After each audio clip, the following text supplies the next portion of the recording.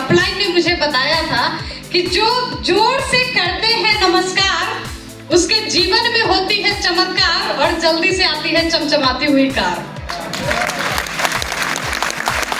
Car चाहिए तो नमस्कार जोर से करना पड़ेगा। एक बार फिर से हो जाए नमस्कार। अभी अगली बार लगता है यहाँ पे कार का लाइन थोड़ा सा लंबा लगने वाला है। इतनी दूर से मुझे बुलाने के लिए और आप सब इतनी दूर से आए हो। बरसात का गर्मी थोड़ा ज्यादा लगता है, गर्मी की गर्मी तो थोड़ी कम लगती है लेकिन बरसात की गर्मी थोड़ी ज्यादा ही होती है। इस गर्मी को झेल करके तैयारी करने के लिए और यहाँ तक आने के लिए आप सबका बहुत बहुत धन्यवाद और बहुत बहुत स्वागत करती हूँ आज के सेशन में। मेरे बारे में पता नहीं आप लोगों को क्या क्या बताया गया है, क्या बता के लाया गया है। मैं मेरे बारे में एक बात बताना चाहती हूँ कि मैं कोई टीचर नहीं हूँ कि कुछ पढ़ाने आई हूँ, कोई बहुत बड़ी ज्ञानी भी नहीं हूँ कि कुछ सिखाने आई हूँ। मैं तो खुद जागी हूँ, आपको जगाने आई हूँ। तैयार है? जगने के लिए तैयार है? मतलब मानते हैं कि सोए हुए हैं? चलो तब तो अच्छा है, मेरा काम थोड़ा सा आसान हो गया क्योंकि 90% लोगों को पता ही नहीं है कि किस नींद में सोए हुए हैं। जब से जन्म लिया बचपन से लोगों ने कान में एक ही चीज डाला, अच्छा पढ़ लो, अच्छा पढ़ोगे लिखोगे, अच्छी नौकरी मिल जाएगी, अच्छा लाइफ बन जाएगा। अपना खुद के लिए कुछ सोचा ही नहीं कि फ्यूचर में क्या होगा, क्या जीना है, दिल क्या चाहता है, कभी दिल से पूछा ही नहीं क्योंकि लोगों ने बता दिया पढ़ोगे लिखोगे, अच्छी जॉब मिलेगी, जिंदगी अच्छी हो जाएगी। और किए जा रहे हैं लाइफ का एक ही टारगेट, नौकरी हो जाए जिससे घर चल जाए, छोकरी मिल जाए जो परिवार संभाल ले और सर के ऊपर एक रहने को छत हो जाए तो जिंदगी सफल हो गया। यही समझते हैं ना आम आदमी? मैं भी यही समझती थी कि यही लाइफ है। मैं थोड़े से अपने परिचय के साथ आज के प्रोग्राम को शुरू करूंगी। 1 घंटा मुझे झेल सकते हैं आप लोग? तैयार है? तो 1 घंटा पूरी तरह से यहाँ रहिए क्योंकि हम किसी भी क्षेत्र में कामयाब तब होते हैं जब हम तन मन धन तीनों तरफ से उपस्थित रहते हैं। धन तो पहले लग गया है, तन भी उपस्थित है लेकिन ये मन बड़ा चंचल है। हम होते तो यहाँ हैं लेकिन मन कहीं और होता है। सर अभी बता रहे थे ना घर में बच्चा है छोटा, आप सबके भी बहुतों के घर में छोटा बच्चा होगा। किसी का ध्यान होगा कि पति देव कहीं आ जाएंगे खाना खाने, सास आज नाराज न हो जाए, खाने में जो बना के आए हैं सो खाने लायक है कि नहीं है, ठंडा खाना खा के कहीं गुस्सा ना आ जाए। तो बहुत सारी बातें हैं ना कि मन बड़ा चंचल है, घुमाएगा इधर उधर, लेकिन कंट्रोल करना है क्योंकि ये 1 घंटा हो सकता है आपके जीवन में एक बहुत बड़ा परिवर्तन लेके आ जाए। मेरा नाम कल्याणी मिश्रा, बोकारो ईस्टर्न सिटी झारखंड की रहने वाली हूँ। आज से 16-17 साल पहले एक सिंपल सी मामूली सी हाउसवाइफ, गृहिणी, होम मेकर, कुछ भी कर लो, हिंदुस्तान में एक ऐसा काम जिसका ना कोई नाम है, ना दाम है, ना इनाम है और 24 घंटे करते रहना पड़ता काम है। रात में जब नींद में भी होते हैं ना तो हम गृहिणियों को सपना यही आता है कि सुबह में उठ के साफ करना है घर, बर्तन कितने धोने हैं, कपड़े कितने धोने हैं, नाश्ते में क्या बनाना है, लंच में क्या बनाना है, रात के खाने में क्या बनाना है, होता है ना जी? अच्छा, कितनी महिलाएं हैं जो पहली बार इस तरह के प्रोग्राम में आई है? एक बार हाथ खड़ा करेंगे। वाह ग्रेट, एक बार जबरदस्त क्लैपिंग होना चाहिए।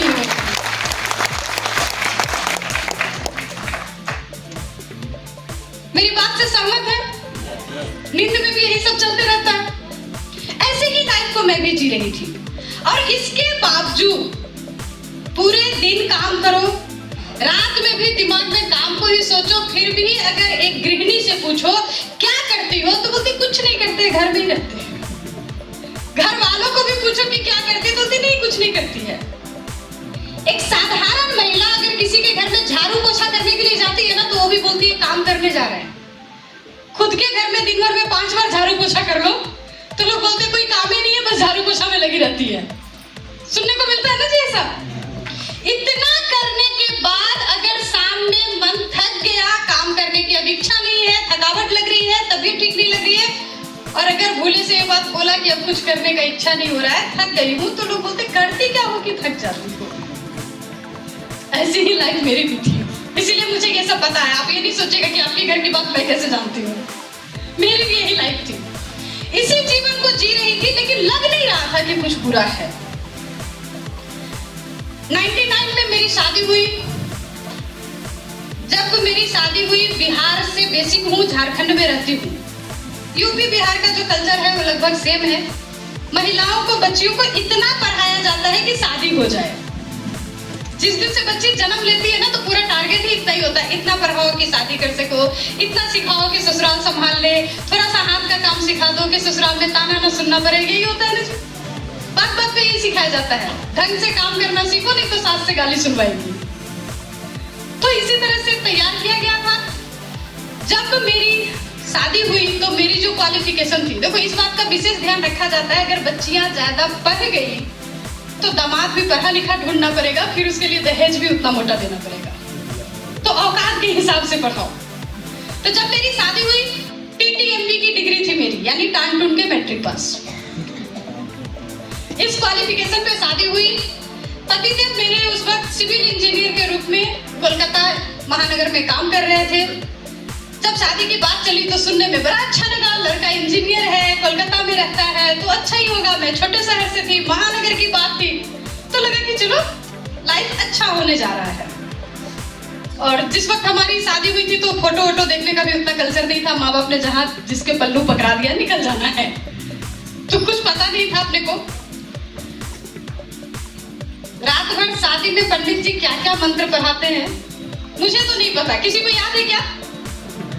किसी को याद नहीं है? मुझे भी नहीं याद। लेकिन जब विदाई होने लगती है ना, तो मम्मी धीरे से कान में एक बात बोल देती है कि बेटा आज से जो है जैसा है तुम्हारा है, संभाल लेना, दोनों परिवार की इज्जत अब तुम्हारे कंधों पे है। और ये बात हर महिला को समझ में आ जाती है। पूरा जीवन हम उस अनजान शख्स के घर को बसाने में लग जाते हैं जिसको हम जानते भी नहीं हैं, कभी मिला नहीं, इसको पहचानते नहीं है। एक बार मम्मी पापा ने बोला ये नमूना पकड़ के लाए हैं, आज से इसको संभालना तेरा काम, और हम लग जाते हैं उसको संभालने में। ये हिंदुस्तान की महिलाओं की एक बहुत बड़ी खासियत है। विदेशों में ऐसा नहीं है। विदेश में तो थोड़ा सा ऊंचा नीचे हुआ तो गए काम से, कभी भी तलाक हो जाती है। वैसे थोड़ा रेशियो यहाँ भी शुरू हो गया, लेकिन फिर भी अभी बहुत कम है। जब मैं मेरे ससुराल में पहुंची तो मेरी जो लाइफ स्टाइल थी, 10 बाई 10 का एक रूम था, क्योंकि महानगर में एक मिडिल क्लास फैमिली जो होता है ना, लोअर मिडिल क्लास, उनकी जीवन जानवरों से भी बदतर होती है। बताते नहीं है लोग, लेकिन जो महानगर में रहता है ना, उसी को पता है कि कैसे रहते हैं। लेकिन आप लोग इज्जतदार आदमी है ना, बोलते नहीं। आज मैं भी इसलिए बोल रही हूँ क्योंकि मैंने अपने लाइफ को चेंज किया। अगर मैं उसी लाइफ को जीती तो शायद ये बातें नहीं बोलती।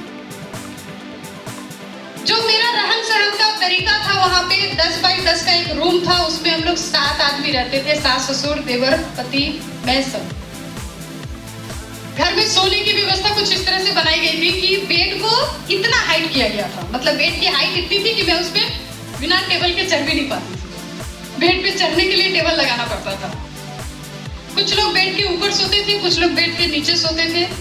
वो एक सिंगल रूम, उसी में खाना बनाना, उसी में नहाना, उसी में कपड़े धोना, उसी में बर्तन धोना, उसी में सोना, सब कुछ एक सिंगल रूम में होता था हमारा। जिस एरिया में हम लोग रहते थे वो चौड़ टाइप का एरिया था।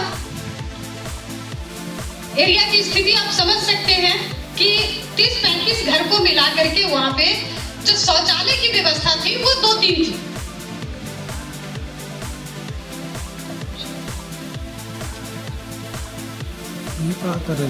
पानी है। कोई बात नहीं, जब तक चैलेंज नहीं आया तब तक सेमिनार कैसा।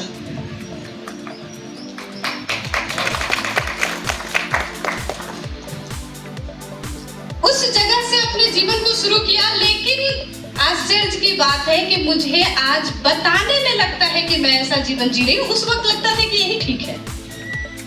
उस वक्त समझ में भी नहीं आ रहा था कि जो जीवन हम जी रहे हैं ये इंसानों का जीवन नहीं है। ऊपर वाले ने धरती पे जब इंसान को भेजा ना, उससे पहले उसके सुख सुविधा का सारा व्यवस्था करके भेजा।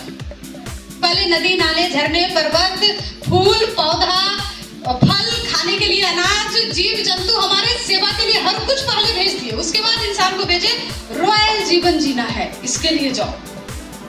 हम लोग आगे यहाँ पे कर क्या रहे हैं? हम लोग आज भी जीवन को जैसे तैसे काट रहे हैं, और सबसे बड़ी बात है कि समझ में भी नहीं आता है कि जिंदगी जी रहे हैं या काट रहे हैं। ऐसे जीवन को मैं जी रही थी और मुझे लग रहा था कि अच्छा है, अच्छे जीवन को जी रही हूँ, कोई दिक्कत नहीं था।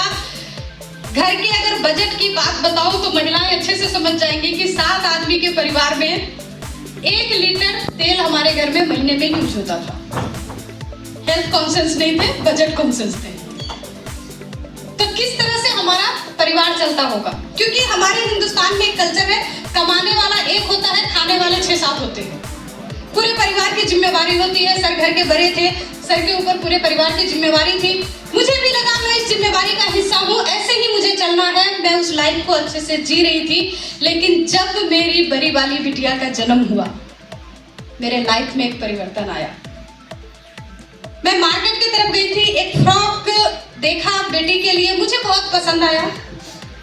मैंने सर को बोला कि सर बच्ची के लिए ये कपड़ा मैं लेना चाहती हूँ। सर को सुबह बोला, सर बोले शाम में आएंगे तो चलेंगे साथ में, पेमेंट कर देंगे, क्योंकि सर के पास पैसा नहीं रहा होगा कि मुझे संग संग दे देते, वो दिन भर कुछ जुगाड़ लगाते। शाम में सर मेरे साथ मार्केट गए। मैं बहुत एक्साइटेड थी क्योंकि वो कपड़ा मुझे बहुत ज्यादा पसंद था। जब दुकान पे पहुंचे तो मेरी नजर फ्रॉक पे थी और सर की नजर प्राइस टैग पे थी। उस फ्रॉक की कीमत थी उस वक्त 500 रुपए। सर ने प्राइस टैग देखते ही बोला कि ये कपड़ा ना कंफर्टेबल नहीं है, बच्ची को इसमें मजा नहीं आएगा, छोटी बच्ची है ना, उसको अच्छा नहीं लगेगा, कुछ और देखते हैं। मेरे समझ में आ गया कि बंदे के पैकेट में पैसा नहीं है। हम लोग ऐसे ही होते हैं ना, समझदारी से काम निकाल लेते हैं। तो मैंने बोला ठीक है, आपको जो लेना है, जो पसंद आ रहा है ले लीजिए। सर ने एक दूसरा फ्रॉक देखा, उसकी कीमत थी 100 रुपए। सर ने उठा के बोला ये बहुत अच्छा लग रहा है। मैंने बोला ठीक, कोई बात नहीं। वो उस दिन तो मैंने फ्रॉक खरीद लिया, लेकिन उस दिन मैंने अपने आप से एक सवाल पूछा कि जिस बच्चे को मैं अपने पसंद का कपड़ा तक नहीं पहना सकती हूँ, उसको मैं जीवन क्या दूंगी?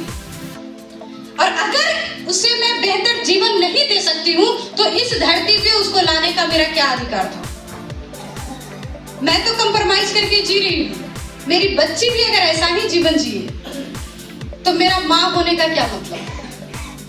और मैं ये हर माँ से ये सवाल करना चाहती हूँ। देखो, बच्चों को जन्म देने में ना कष्ट ज्यादा माँ को होता है, पिता को थोड़ी होता है। 9 महीने अपने अंदर रखते हैं, उसके हिसाब से अपना खाना पीना सोना जगना हर कुछ बधा हुए रहता हुआ। कभी खाना नहीं अच्छा लगता है, कभी सो नहीं पाते। बच्चा का जब जन्म हुआ तब भी उसके परवरिश में अपना सब कुछ हम लोग भूल जाते हैं। और इतने शिद्दत से, इतने कष्ट उठा के जिस बच्चे को हमने जन्म दिया, वो बच्चा अगर कल जाकर के लोगों के आगे हाथ फैलाए, मुझे नौकरी दे दो, थोड़ा सा उधार दे दो, तो फिर हमने क्यों जन्म दिया उसे? क्यों लाए इस धरती पे? ये सवाल मैंने अपने आप से किया और एक डिसीजन लिया कि ये जीवन तो नहीं जीना है, आज से इस जीवन को बदलना है। और मैं जब जगने की बात करती हूँ तो मैं एक ही चीज पूछना चाहती हूँ, जाने अनजाने कहीं आप भी उसी नींद में तो नहीं सोए हुए हैं? जो है सब ठीक है, अच्छा है, चलता है। अगर कदम कदम पे कंप्रोमाइज करना पड़ता है तो ऊपर वाला आपको ये जीवन जीने के लिए धरती पे नहीं भेजा है। ऊपर वाला आपको राजा की तरह जीवन जीने के लिए धरती पे भेजा है। विश्वास हो रहा है? नहीं होता तो ताली बजता है। चलो, नहीं भी हो रहा है तो कोई बात नहीं है, मैं आगे जो बताऊंगी उसमें विश्वास हो जाएगा। क्योंकि मैंने अपने लाइफ के बारे में थोड़ी सी बात बताई, क्या मेरा जीवन शैली था जब मैं आरसीएम में नहीं थी। जब मैं आरसीएम में नहीं थी, मेरे पास सफर करने के लिए जो वहीकल बोले, वहीकल के नाम पे एक लूना का मोपेड गाड़ी हुआ करता था। वो भी 3rd हैंड गाड़ी थी, किसी रिश्तेदार से लिया हुआ था। वो गाड़ी चलती कम थी और रुकती ज्यादा थी। कभी अगर हम लोग रोड पे लेके निकलते उस गाड़ी को सर के साथ, तो अक्सर मुझे उतर के पीछे से धक्का देना पड़ता था। ऐसी गाड़ी थी मेरे पास। आज अगर आरसीएम के बदौलत मैं बात करूं तो आज मेरी जो भी सफर होती है, जब भी मैं घर से निकलती हूँ तो या तो कार में फुल एसी चला के निकलती हूँ, या एसी ट्रेन में होती है, या हवाई जहाज से उड़ती है, जहां पे जिस चीज की व्यवस्था हो। जब मैं बच्ची थी, रेलवे स्टेशन पे जाती थी अपने पेरेंट्स के साथ, तो उस वक्त मात्र 2 बोगी हुआ करता था एसी का ट्रेनों में, ज्यादातर स्लीपर और जनरल होते थे, और हम लोग अक्सर स्लीपर में जाते थे। वो काला शीशा के अंदर क्या है कभी दिखता ही नहीं था, और मेरी बड़ी क्यूरियोसिटी होती थी कि उसके अंदर है क्या। तो मैं मेरे पेरेंट्स से पूछती थी कि हम लोग उसमें क्यों नहीं जाते हैं, वो काला शीशा वाला डब्बा आखिर है क्या। तो मेरे पेरेंट्स मुझे बोलते थे कि बेटा उसमें वो लोग जाते हैं जो 2 नंबर से पैसा कमाते हैं। क्योंकि आम आदमी का सोच क्या होता है, अमीर बनने के लिए हमें गलत करना पड़ेगा, अमीर बनने के लिए हमें लोगों का चोरी करना पड़ेगा, बेईमानी करना पड़ेगा, तभी हम अमीर बन सकते हैं। आम धारणा यही होती है।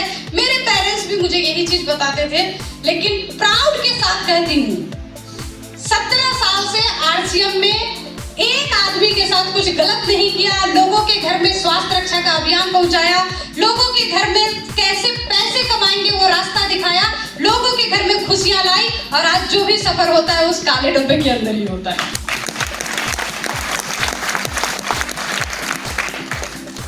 जब मैं आरसीएम में नहीं थी तब की अगर मेरी लाइफ की बात करूं, एक साड़ी खरीदने के लिए भी सोचना पड़ता था।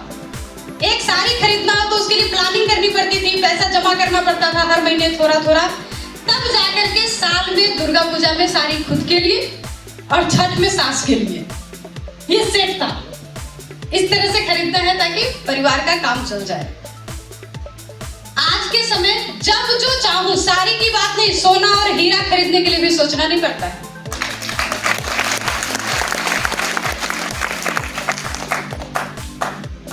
शुरुआत कैसे हुई इस जीवन की, मैंने पहले ही बताया कि जब मेरे अंदर एक आग लगी कि जो जीवन मैं जी रही हूं मेरी बच्ची नहीं जिएगी, तो मैंने ढूंढना शुरू किया अमीर बनने के लिए करना क्या है। और जब हम लोग ढूंढना शुरू करते हैं ना कोई भी चीज, तो हम लोग क्या करते हैं, अभी तो लोग गूगल बाबा से पूछते हैं, अभी तो सबके हाथ में गूगल बाबा है। पहले हम लोग क्या करते थे, अपने आसपास के कामयाब लोगों से जो थोड़े ठीक ठाक है उनसे पूछते थे। तो हमने जब लोगों से पूछना शुरू किया कि अमीर बनने के लिए क्या करना होगा, तो लोगों ने मुझे बताया कि बिजनेस करना होगा। और ये बात मुझे तुरंत समझ में भी आ गई, क्योंकि मायके में मेरी जो स्थिति थी वो ससुराल के मामले ठीक थी। मैंने मायके में हमेशा देखा था कि आम के सीजन में जब आम आता था तो टोकरे में भर के आता था, बाबूजी जब भी लाते थे तो टोकरे में आम लाते थे। ससुराल में देखा था कि 1 पीस आम आता था, सासू माँ उसका रस निकालती थी निचोड़ के, उसमें 1 गिलास पानी मिलाती थी, 2 चम्मच चीनी मिलाती थी, और सभी को थोड़ा थोड़ा करके कटोरे में बांट देती थी। ऐसे ही आम खाते थे हम लोग वहां पे। तो जब लोगों ने बताया कि बिजनेस करने से अमीरी आती है, तो मुझे लगा थोड़ा सा कि बात तो सही है, क्योंकि मेरे पिताजी की साबुन की इंडस्ट्री थी, ठीक ठाक लाइफ था, बहुत अच्छा नहीं लेकिन ठीक ठाक लाइफ था। कौन सा बिजनेस करें? सर के एक रिलेटिव का मेडिकल का होलसेल दुकान चलता था, उन्होंने तुरंत बोला कि मेडिकल के रिटेल काउंटर में बहुत पैसा है। देखो हमारे हिंदुस्तान की एक खासियत है, आप किसी के भी पास जाओ, उसे पता हो या नहीं पता हो, बताएगा जरूर। ये नहीं बोल सकता है कि मेरी नॉलेज नहीं है इसमें। एक रिक्शा वाला हो या एक बड़ा से बड़ा, मतलब किसी भी क्षेत्र का, जरूरी नहीं है। एक क्रिकेटर अच्छा क्रिकेटर हो सकता है, लेकिन उसे बिजनेस की नॉलेज हो जरूरी नहीं है। लेकिन पूछो तो कुछ ना कुछ जरूर बताएगा। सर हमें भी सलाह दिया लोगों ने कि मेडिकल स्टोर खोलोगे तो उसमें बहुत अच्छा पैसा है। हमने डिसीजन लिया, फाइनेंस अपने पास था नहीं, जो भी थोड़ी बहुत जमा पूंजी थी उसको लेकर के दुकान का सेटअप शुरू किया। और बिजनेस को स्टार्ट करने के लिए ही मैं कोलकाता से वापस बोकारो शहर में आई, क्योंकि बड़े शहर में बिजनेस करने की अपनी औकात नहीं थी। छोटे शहर से शुरुआत करेंगे। जब मेडिकल स्टोर शुरू हुआ तो कस्टमर ही नहीं आता था। फिर लोगों ने क्या सलाह दिया, डॉक्टर को बिठाओ तो कस्टमर आएंगे। डॉक्टर बोलते आपका तो नया दुकान है, फेमस नहीं है, मेरा समय बर्बाद होगा। लोगों ने फिर से सलाह दिया कि नर्सिंग होम स्टार्ट कर लो, डॉक्टर भी आएगा, पेशेंट भी आएगा और दवा भी बिकेगा। फिर हमने नर्सिंग होम स्टार्ट किया। PMRY से मैंने लोन उठाया, क्योंकि TTMT का डिग्री था अपने पास, शिक्षित बेरोजगार थी। वहां से लोन लेकर के एक नर्सिंग होम स्टार्ट किया। इनकम जो थी हमारी लगभग उस बीच में 0 हो गई, क्योंकि ये सब करने के चक्कर में सर को अपना पुराना जॉब छोड़ना पड़ा। और इसको करते करते लगभग 6-7 महीने का समय लग गया था। सर ने देखा कि इस बिजनेस के भरोसे घर नहीं चलेगा, तो साथ में वो पहले से भी तैयारी कर रहे थे, सर की बैंक में जॉब भी हो गई। तो जब आरसीएम मेरे पास आया, उससे पहले की मैं जस्ट बात कर रही हूँ कि सर के पास नर्सिंग होम थी, मेडिकल स्टोर था और बैंक में जॉब था, और मैं सर का हेल्प करती थी। बच्ची छोटी थी, उसको लेकर के नर्सिंग होम में सर का हेल्प करती थी। ऐसे मेरी जीवन चल रही थी। मतलब सर की जो जीवन थी मशीन की तरह जी रहे थे सर। सुबह 6 बजे उठ के घर से निकलते थे, मेडिकल स्टोर जाते थे, फिर उसके बाद नर्सिंग होम जाते थे। मैं सर का नाश्ता लेके वहीं जाती थी, वहाँ जैसे तैसे नाश्ता करते थे, फिर वहाँ से बैंक जाते थे, बैंक से वापस नर्सिंग होम ही। घर आने का फुर्सत नहीं था। रात के 11 बजे 12 बजे घर पहुँचते थे, और उसके बावजूद भी अगर रात में कोई पेशेंट आ गया तो उठ के जाना पड़ता था डॉक्टर को बुलाने के लिए, पेशेंट को टेकल करने के लिए। और जब तक पेशेंट हमारे नर्सिंग होम में एडमिट रहता था ना, तब तक हम लोग मन्नत मांगते थे भगवान से कि ठीक ठाक होके चला जाए यहाँ से। मतलब कई बार तो नारियल चढ़ाएंगे, पूजा करेंगे, ऐसी कितनी मन्नत हमने मांगी, क्योंकि नया बिजनेस है। अगर यहाँ से ठीक होके जाएगा तभी तो हमारा नर्सिंग होम चलेगा। पूरे शिद्दत से लगे हुए रहते थे पेशेंट जल्दी से ठीक होके चला जाए। लेकिन जब रिलीज होने का समय आता था तो एरिया के कोई नेताजी, कोई दादाजी, कोई मंत्री जी टाइप जो लोग होते हैं ना, उनका फोन आ जाता है, ये मेरा आदमी है, डिस्काउंट कर देना। देखो सर ने भी बताया कि जॉब में क्या होती है। सर को जॉब का अनुभव है, मुझे जॉब और बिजनेस दोनों का अनुभव है। ट्रेडिशनल बिजनेस में क्या होता है मैं वो बता रही हूँ। जब बिल बनाने का समय आता था तो किन्हीं का फोन आ जाता था और डिस्काउंट करना पड़ता था, क्योंकि पानी में रह के आप मगरमच्छ से बैर नहीं कर सकते। एरिया के दादा लोग को खुश रखना पड़ता है। नतीजा क्या होता था, जब महीने के लास्ट में हम लोग हिसाब करते तो जितनी इनकम आई उससे ज्यादा तो खर्च हो गया। यानी एक तो स्थिति पहले से खराब थी, लगातार कर्जे में डूबे जा रहे थे। कई बार ऐसा लगता था कि डिसीजन जो लिया अमीर बनने का सो शायद गलती हो गई। जो जीवन थी वही ठीक थी, कुछ नया नहीं करना चाहिए था, रिस्क नहीं लेना चाहिए था। अपने अंदर में ये भाव आने लगा था। लेकिन कहते हैं ना कि शिद्दत से जब आप कुछ चाहते हो, ऊपर वाला आपको चाहत से मिलवाता जरूर। और उसी नर्सिंग होम में एक पेशेंट एडमिट होती है जिसका कोई मेजर घाव था, ड्रेसिंग चल रहा था, तो लगातार आना जाना हो रहा था। उसके देवर से सर की दोस्ती हो गई और उसने सर को बार बार आरसीएम बताना शुरू किया। सर बिल्कुल कुछ भी सुनने के मूड में नहीं थे, क्योंकि एक बार तो अमीर बनने के चक्कर में फंसे हुए थे, दूसरा कोई रिस्क नहीं लेने वाले थे। एक दिन तंग आकर के सर ने उसको बोला कि जाओ, भाभी घर में बैठी रहती है, उसको जाके बताओ, अगर उसके समझ में आ जाए तो ठीक है। सर को पूरा विश्वास था कि मैं ना बोलूंगी, इसीलिए उन्होंने मेरे पास भेजा था। वो बंदा मेरे पास आया, मुझे आरसीएम के बारे में बताया। जब वो मुझे आरसीएम के बारे में बता रहा था तो बार बार एक ही चीज बोल रहा था, इस सिस्टम से आप करोड़पति बन सकते हैं, इस सिस्टम से आप अपने सारे सपने पूरे कर सकते हैं। करना क्या पड़ेगा? सिर्फ दुकान को चेंज करना पड़ेगा। पेपर पे बहुत सारे गोले बनाए, बहुत सारा उसने कैलकुलेशन किया, लिख के दिखाया। 1 घंटे तक मुझसे बात करने के बाद जब उसने पूछा कि भाभी जी कुछ समझ में आया, मेरा जवाब था कुछ भी समझ में नहीं आया। क्योंकि आम आदमी को बड़ी बड़ी बातें जल्दी समझ में नहीं आती है। हम सबके आदरणीय जो इस सिस्टम के जनक हैं मिस्टर टीसी छाबड़ा सर, एक बार जबरदस्त क्लैपिंग चाहूंगी सर। गुरुकुल में बोलते हैं कि व्यापार नहीं है अभियान है, हमारे समझ में नहीं आता। सर बोलते हैं कि दूसरे की भलाई के लिए करना है, हम सोचते हैं भाई दूसरे का भलाई करेंगे तो हमारे घर में इनकम कैसे आएगा। आम आदमी को बड़ी बड़ी बातें जल्दी समझ में नहीं आती है। मेरा मतलब कई बार सर से बातचीत भी होता है, तो मैंने सर को खुद एक दिन बोला कि सर आप जो बोलते हैं ना वो ईश्वर की जबान बोलते हैं, और ईश्वर का जबान समझने के लिए पहले अपने आप को इंसान के लेवल से हमें उठाना पड़ेगा।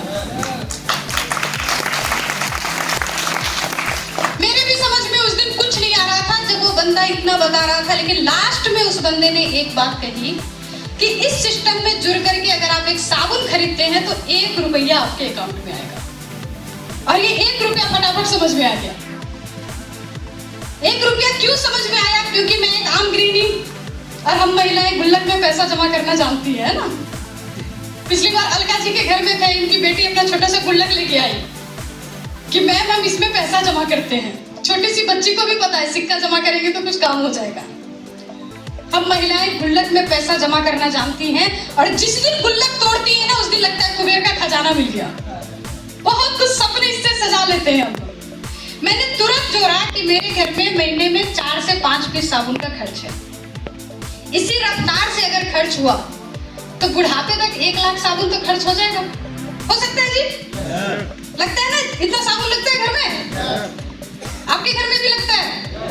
तो मैंने यही सोचा कि बुढ़ापे तक लगभग 1 लाख साबुन तो खर्च हो जाएगा और 1 रुपया अगर एक साबुन पे बचता है तो बुढ़ापे में मेरा रिटायरमेंट फंड 1 लाख रुपया होगा।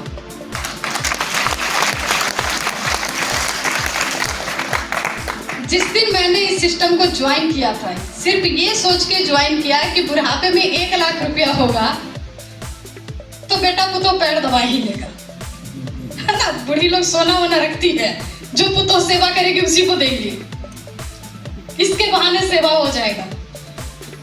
मैंने पूरे जीवन में 1 लाख कमाऊंगी ये सोच करके इस सिस्टम को ज्वाइन किया था। आज के समय ये सिस्टम मुझे महीने का 4 लाख प्लस दे रहा है।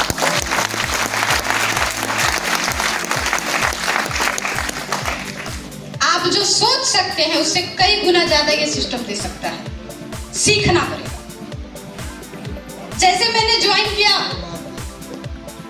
1 लाख मेरे दिमाग में चल रहा था, पतिदेव सामने घर में आए, मैं बहुत एक्साइटेड थी। वो हम लोगों के साथ भी होता है ना, हम लोग मीटिंग सेमिनार में आते हैं, जब बातें सुनते हैं तो पूरा एक्साइटेड हो जाते हैं, आज तो एकदम स्टार मूवी बन के रहेंगे। लेकिन जैसे ही किसी आदमी के पास जाओ तुरंत हवा निकाल देता है सामने वाला, अच्छा बहुत हो गया बैठ जाओ, और तुरंत हमारा हवा निकल भी जाता है। मैं भी बहुत एक्साइटेड थी। मैंने दिन भर में बैठे बैठे कैलकुलेट कर लिया, एक साबुन यूज करने से अगर 1 लाख आ सकता है तो बाकी प्रोडक्ट यूज करेंगे तो क्या क्या आएगा।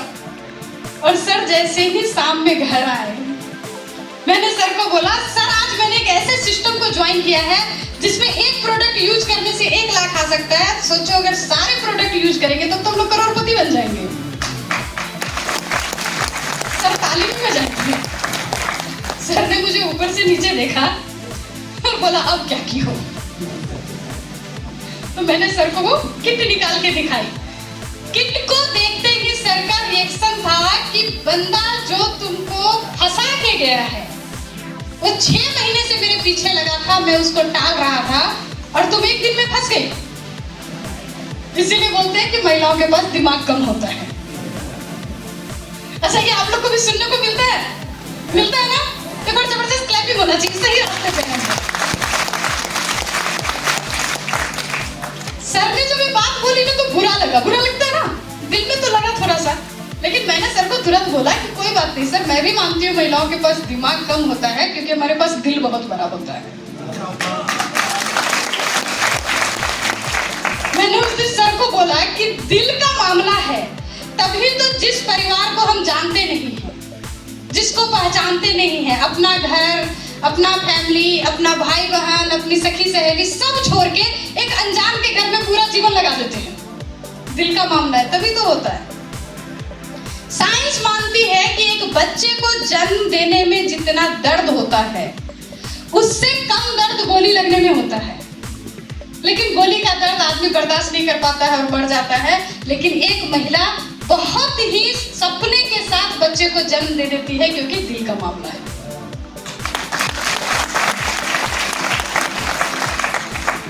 और मैंने सर को बोला कि सर लाइफ में बहुत सारे ऐसे डिसीजन हैं जिसको दिल से निभा रही हूँ, इसे भी निभा लूंगी, देखती हूँ क्या होता है। प्रोडक्ट यूज करना शुरू किया।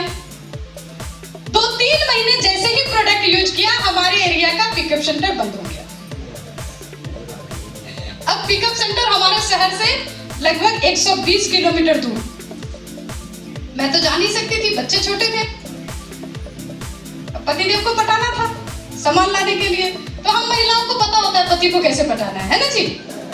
वो बचपन से सिखाया जाता है कि दिल का रास्ता पेट से जाता है। और मेरे पतिदेव को पटाना और आसान था क्योंकि उन्हें पकौड़े पसंद थे खाने में। तो मैं जैसे ही उनको 2-3 दिन लगातार खाने में पकौड़े देने लगती थी तो सर समझ जाते थे कि सामान का लिस्ट कभी भी हाथ में आ जाएगा। लेकिन बोल कुछ नहीं पाते थे क्योंकि पहले से पकौड़े खिला के खुश रख किया था। सर सामान लाने जाते थे तो सर तो कुछ नहीं बोलते थे, लेकिन रायचंद लोग जो है ना कोई ना कोई सर को टोक देता था और कोई ना कोई सर को टोक के पूछता कहाँ गए थे। तो उस समय मुश्किल से 8-10 सामान ही आरसीएम में था जो हम लोग हर महीने ले सकते थे। तो सर मेन सामान उसमें चाय पत्ती ही होता था, सबसे कीमती। तो सर बोलते चाय पत्ती आरसीएम का ही पसंद है, वही लाने गए थे। तो अच्छा एक चाय पत्ती पे कितना बचता है तुम्हारा? 5 रुपए। तो लोग बोलते कि 5 रुपए बचता है, उसके लिए तुम 60 रुपया खर्चा करके जा रहे हो सामान लाने। तुम्हारी पत्नी तो मूर्ख है, समझ में आता है? तुम तो बैंकर हो, कैसे बैंकर हो? अच्छा जब सर को लोग ऐसे बोलते थे तो सर जब सामान लेके आते थे ना तो सामान के साथ बहुत सारा गुस्सा भी लेके आते थे। और ये सिर्फ मेरे साथ नहीं हुआ था, आप लोगों के साथ भी बहुतों के साथ होगा। देखो जब हम लोग शुरू करते हैं ना इस सिस्टम को, तो अगर पत्नी शुरू की तो सबसे पहला विरोधी पति होता है, और पति शुरू किया तो सबसे पहला विरोधी पत्नी होती है। कारण क्या जानना चाहते हैं? दुनिया के हर पति पत्नी को लगता है कि पूरी दुनिया जो है वो जालसाज है और मेरा वाला जो है वो सबसे सीधा साधा भोला भाला है। मेरे घर में भी होता था, सर नाराज होते थे जब सामान लेके आते थे। मैं उन सर को कुछ नहीं बोलती थी, चुपचाप 1 गिलास पानी और 1 कप चाय पकड़ा देती थी, सर चले जाते थे। बाद में जब उनका माथा ठंडा होता था तब उनसे हम हिसाब पूछते थे कि क्या बचेगा इसमें। लेकिन फिर भी तब तक मैं ज्यादा सवाल जवाब नहीं करती थी। 7 महीने बाद पहली बार इस सिस्टम से सिर्फ प्रोडक्ट यूज करने से मेरे घर में 527 रुपए का चेक आया। और ये सिर्फ आरसीएम की पहली इनकम नहीं थी, मेरे लाइफ की पहली इनकम थी। पहली बार मेरे नाम से कोई इनकम आई थी 527 रुपए की। और जब उस इनकम को मैंने सर को दिखाया तो सर के समझ में आ गया कि बिना कुछ किए सिर्फ सामान यूज करने से अगर पैसा आता है तो इसे सीखेंगे, इस पे काम करेंगे तो निश्चित है कि बड़ा पैसा आ सकता है, बहुत कुछ मिल सकता है। और सर ने बोला कि एक काम करो, जो तुमको फंसा के गया था हम उसको पकड़ के लाते हैं, सीखेंगे कैसे करना है। कुछ पकौड़े वकौड़े बना के रखना, चाय पकौड़े खिलाएंगे उसको और पूछेंगे। सर जब उस बंदे के पास गए पूछने के लिए कि कैसे करना है आरसीएम बताओ, तो वो बंदा बोला कि तुमको आज तक आरसीएम याद है? हम तो कब का भूल गए। जिस वक्त मैंने ज्वाइन किया था ना इस सिस्टम को, 2005 की मेरी ज्वाइनिंग है, और भी बहुत सारे लोगों ने ज्वाइन किया था, और आज भी हर दिन सैकड़ों में ज्वाइनिंग लगती है आरसीएम में। लेकिन कामयाब कितने % होते हैं? मुश्किल से 1%। क्यों होते हैं ये 1%? क्योंकि वो 99% लोग वही हैं जो कि ज्वाइन तो करते हैं लेकिन भूल जाते हैं। जो मेरा अपलाइन था उसने बोला कि देखो 500 रुपया आ गया, 1500 रुपए दिए थे, कपड़ा भी तुमको लगभग 1000 रुपए का मिल गया, अब लगा क्या है, भूल जाओ। लेकिन हमारे मन में एक बात थी कि बिना कुछ किए अगर इस सिस्टम में कुछ आ सकता है तो सीखेंगे तो जरूर कुछ आएगा। लेकिन सीखे कहाँ से? हमारे समय में इतनी व्यवस्था नहीं थी इस तरह की। मेरे शहर में तो सेमिनार भी नहीं होता था, जूम और टेलीफोन तक की व्यवस्था नहीं थी। तो एकमात्र सहारा था, हमने किटबैग को जब खोला तो उसमें 2 बुक, उस समय 3 टूल्स थे कंपनी की तरफ से। एक आरसीएम का प्लान बुक, एक कैसे करें आरसीएम बिजनेस, और एक था उसमें आरसीएम टाइम्स। पहली दोनों किताब में तो कुछ भी समझ में नहीं आया क्योंकि बिल्कुल अलग टाइप का बिजनेस था, इतने सारे गोले बने हुए थे लेकिन कुछ समझ में ही नहीं आ रहा था। जब हमने आरसीएम टाइम्स को खोला तो उसमें एक नाम समझ में आया, जो नाम अक्सर जब सर दुकान पे जाते थे सामान लेने के लिए तो पिकअप सेंटर पे पोस्टर में दिखता था। देखो मैं एक चीज जरूर यहाँ पे करना चाहूंगी, आजकल हम लोग क्या करते हैं, जब मीटिंग की तैयारी करते हैं ना तो पोस्टर बनाते हैं, व्हाट्सएप पे सेंड कर देते हैं। अगला देखा कि नहीं देखा उस पर भी ध्यान नहीं देते हैं। आपके व्हाट्सएप से मैसेज सिर्फ उन लोगों तक जाती है जो आपके कांटेक्ट लिस्ट में हैं, और भी बहुत सारे लोग इंतजार में होंगे जिनको आरसीएम जानना है। तो कभी भी अगर आप किसी सेमिनार की तैयारी करते हैं ना तो एक पोस्टर प्रिंट निकाल के अपने एरिया के पिकअप सेंटर में जरूर लगवाइए, क्योंकि वहाँ ऐसे भी लोग आते हैं जो सिर्फ महीने में 1 हेल्थ कार्ड खरीदते हैं। कौन सी पोस्टर किसकी जीवन बदल देगी पता नहीं। अगर वो पोस्टर नहीं होता तो आज मैं स्टार भी नहीं होती। हमने वहां से उस नाम को देखा, कांटेक्ट किया और उसके बाद से आरसीएम का सफर चालू हुआ। सीखते सीखते जब शुरुआत किया आरसीएम से तो थोड़ी सी स्ट्रगल लाइफ रही, थोड़ी सी नहीं, मैं कुछ ज्यादा ही स्ट्रगल बोलूंगी। क्यों हुआ ये स्ट्रगल पहले ही बता देती हूँ। देखो, ऊपर वाला जब आपको महान बनाना चाहता है तो पहले आपको चेक करता है। अगर आपके जीवन में परेशानी आ रही है, ऊपर वाला आपको चमकाना चाहता है। सोना जिस दिन निकलता है ना धरती से, लाके किसी महिला को दे देंगे तो उठा के फेंक देगी, रखेगी भी नहीं घर में। लेकिन उसी सोना को जब पिघलाते हैं, आग में गर्म करते हैं, उसको छीलते हैं, पीटते हैं, घिसते हैं, तो उसकी कीमत बढ़ जाती है। जब मैंने शुरू किया आरसीएम को, मेरे अपलाइन बहुत दूर के थे, जूम वेबिनार की कोई व्यवस्था नहीं थी, टेलीफोनिक कांटेक्ट होने की भी व्यवस्था नहीं होती थी। उस वक्त पीसीओ चलता था जिसमें 2 रुपया डालो तो 1 मिनट बात होता था किसी से, वो भी बुलाना पड़ता था, लोगों को इंतजार करना पड़ता था। वो सिस्टम था हमारे समय में। सर जॉब भी कर रहे थे, नर्सिंग होम भी चल रहा था, साथ में उन्होंने आरसीएम को करना शुरू किया। बार बार छुट्टी लेना पड़ता था इधर उधर जाने के लिए, तो बैंक से भी परेशानी आती थी, प्रेशर बनता था। तो एक दिन सर परेशान होकर के घर आए और सर ने बोला कि देखो, डिसीजन लेना पड़ेगा लाइफ में, या तो आरसीएम छोड़ना पड़ेगा या बैंक का जॉब छोड़ना पड़ेगा। और उस वक्त हमारी बिजनेस होती थी लगभग 70,000 के आसपास। सर ने जब ये बात कही तो मैंने सर को एक ही चीज कहा कि सर जीवन भर भी बैंक में नौकरी करेंगे ना तो नौकर कहलाएंगे, कुछ दिन आरसीएम कर लेंगे तो अपनी मर्जी के मालिक बन जाएंगे। और बैंक के जॉब को छोड़ करके आरसीएम को फुल टाइम करना शुरू किया। नतीजा जो रहा, कुछ दिन बीच में देखो, उस समय तो लगता था कभी कभी कि गलती किया, लेकिन अब लगता है कि बहुत अच्छा किया, क्योंकि अगर 2 नाव पे अटके रहते तो शायद यहाँ तक नहीं बढ़ पाते। इसका मतलब मैं किसी को नौकरी छोड़ने के लिए बोल नहीं रही हूँ। आज के समय बहुत सारा साधन है, आज के समय पार्ट टाइम भी किया जा सकता है। जब जॉब को छोड़ करके फुल टाइम आरसीएम में आए तो कुछ दिन हमारी स्थिति ऐसी भी गुजरी कि घर में खाना बनाने के लिए भी कुछ नहीं होता था। बड़ी वाली बेटी मेरी 5 साल की थी, छोटी वाली बेटी का जन्म होने वाला था। उस समय के स्ट्रगल के दौर की मैं बात बताती हूँ।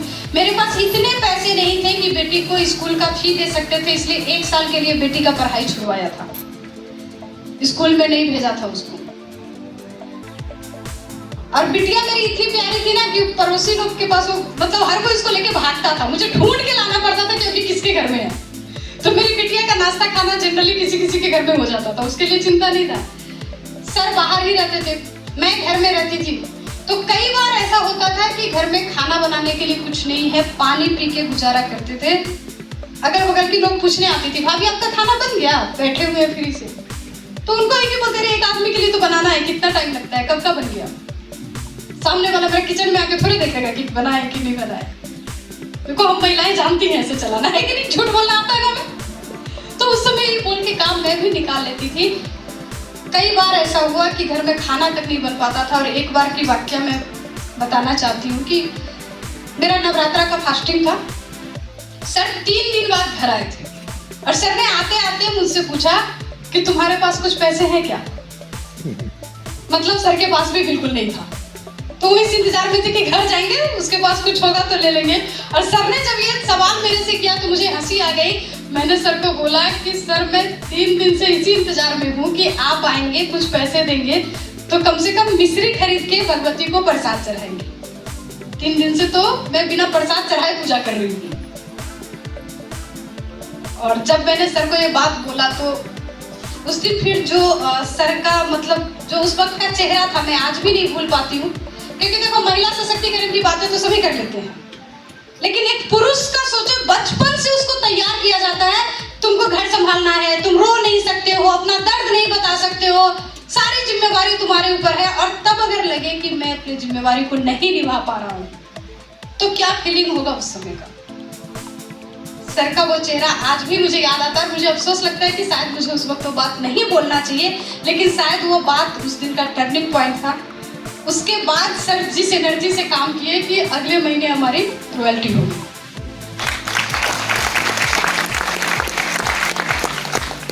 ये यहाँ बताने का ये मकसद नहीं कि मैं अपने दर्द को सुनाना चाह रही हूँ। मैं बस एक चीज, मेरे पास ये संघर्ष था, आपके पास कुछ और संघर्ष आएगा। अगर आप महान बनाना चाहते हैं, ऊपर वाला कमजोर इंसान को इसलिए तकलीफ देता है ताकि वो मजबूत बन जाए, और मजबूत आदमी को इसलिए तकलीफ देता है ताकि वो महान बन जाए। संघर्ष तो होगा। आज के समय की बात करूं, जिस बिटिया को 1 साल स्कूल ड्रॉप करना पड़ा, स्कूल नहीं भेज सकती थी पैसे की वजह से, आज वो मेरी बेटी जब जो चाहे अपने लाइफ में वो करने की क्षमता रखती है। और आज अभी मैं अगर मेरी बात करूं, मैंने अपना बताया कि मेरी जो लाइफ स्टाइल थी एक गृहिणी की, मेरी खुद की इनकम क्या होती है, गृहिणी की इनकम क्या होती है, 0 इनकम होती है। कुछ उपाय है हमारे पास पैसे कमाने के। जैसे पतिदेव के जेब में अगर कुछ पैसे छूट जाए और कपड़े धोते वक्त हमें मिल जाए तो वो हमारा इनकम होता है। लेकिन आज की गृहिणी के लिए बड़ा चैलेंज हो गया है। देखो भाई, मोदी जी से मेरा तो ये बड़ा शिकायत है, सबसे ज्यादा अगर किसी को परेशानी हुआ तो महिलाओं को हुआ। डिजिटल युग आने से पति जेब में पैसे ही नहीं रखते, मिले कहां से। पहले हम लोग सब्जी भाजी खरीदते थे, मार्केटिंग करते, 100 रुपया का बिल बना 110 रुपया बता देते थे, वो 10 रुपया अपना हो जाता था। अभी तो मार्केटिंग करो, पतिदेव कहीं होते हैं, बोलते हैं कि बारकोड भेज दो, यहीं से स्कैन करके पेमेंट करता हूँ। मतलब हमारी तो इनकम ही बैठ गई। तो मेरी, जब मैं आरसीएम में नहीं थी, उस वक्त मेरी जो इनकम थी 20-25 रुपए के लिए सोचना पड़ता था कि कभी पतिदेव के जेब से मिल जाए, कभी सब्जी भाजी से निकाल लूं, कभी रक्षाबंधन में भाई दे दे। आज के समय प्राउड के साथ कहती हूँ कि मैंने मेरे खुद के इनकम से, पिछले साल मेरी शादी की 25वीं सालगिरह थी, मैंने मेरे पतिदेव को 25 लाख की किया कैरेंस गाड़ी गिफ्ट की है। चाहते हैं ऐसा बदलाव? मांगने वाला बनना कि देने वाला बनना है? और खास करके देखो, मैं महिलाओं को एक चीज कहना चाहती हूँ, जिस दिन जन्म होता है लोग क्या बोलते हैं, घर में लक्ष्मी आई है। जिस दिन शादी होके आते हैं ससुराल में तो दरवाजे पे आरती उतारी जाती है कि लक्ष्मी आई है, और वो लक्ष्मी जीवन भर किसी के आगे हाथ फैलाती है। तो काहे का लक्ष्मी भाई? लक्ष्मी तो देने वाली होनी चाहिए ना। कदम कदम पे मांगना पड़ता है, फिर कैसी लक्ष्मी है हम? अगर हमें नाम दिया गया है लक्ष्मी का, तो हमें लक्ष्मी अपने आप को बनाना पड़ेगा, और ये बनाने का मौका है आज। जिस बिटिया का मैंने बात किया कि 1 साल उसे स्कूल नहीं भेजी थी, आज वो मेरी बिटिया मुंबई में रहती है, जॉब करना उसका शौक है। एक्चुअली MBA कर रही है वो अपग्रेड से, लिवरपूल यूनिवर्सिटी से, तो वहाँ पे मजबूरी है, जॉब दिखाना पड़ेगा, नहीं तो वहाँ जाके पढ़ना पड़ेगा। वो साथ में RCM भी करती है, इसीलिए विदेश जाना नहीं चाहती थी, तो वो जॉब इसलिए कर रही है। 2026 तक करना पड़ेगा उस कोर्स को पूरा करने के लिए। जिस ऑफिस में मेरी बेटी काम करने के लिए जाती है, उस ऑफिस का जो बॉस है, उसका जो सीनियर है, वो MBA पास है। मेरी बेटी जब ज्वाइन की तब BBA फर्स्ट ईयर में थी। मतलब RCM के बदौलत हमने जाना कि अगर आपके पास स्किल है तो डिग्री मायने नहीं रखता है। जिस ऑफिस में उसका जो सीनियर है वो लोग लोकल ट्रेन से जाता है, मेरी बेटी अपना कैब से जाती है, क्योंकि उसके मम्मी पापा के पास RCM ने वो औकात दिया है कि वो एक दिन में सिर्फ अपने जाने में 1000 रुपया खर्च कर सकती है। और अभी मैंने मेरी बेटी के लिए मुंबई शहर में एक फ्लैट बुक किया है, जो कि मतलब उसके नाम से ही रहेगा, क्योंकि मेरा एक ड्रीम है। 3 बच्चे हैं, तीनों को अपना घर तो जरूर दूंगी। खास करके हम महिलाओं का क्या होता है ना, जिस घर में जन्म लेते हैं वहां बचपन से एक ही चीज बोला जाता है, ढंग से काम करना सीख जाओ, नहीं तो अपने घर जाओगी तो गाली सुनवाओगी, कैसे संभालोगी। और ससुराल में अगर एक गलती हो जाए तो क्या बोलते हैं, अपने घर से क्या सीख के आई हो। मतलब पूरा जीवन दोनों घर के लिए जियो और खुद का घर कौन सा है वो पता नहीं चलता है, शादी से पहले दोनों बिटिया को उसका खुद का घर दे दूंगी मैं। जिस घर में बेटी जाए तो वाकई लक्ष्मी बन के जाए, किसी के आगे हाथ फैलाने वाली नहीं जाए। इसलिए मैंने आरसीएम को किया। आज उस लेवल पे हूँ।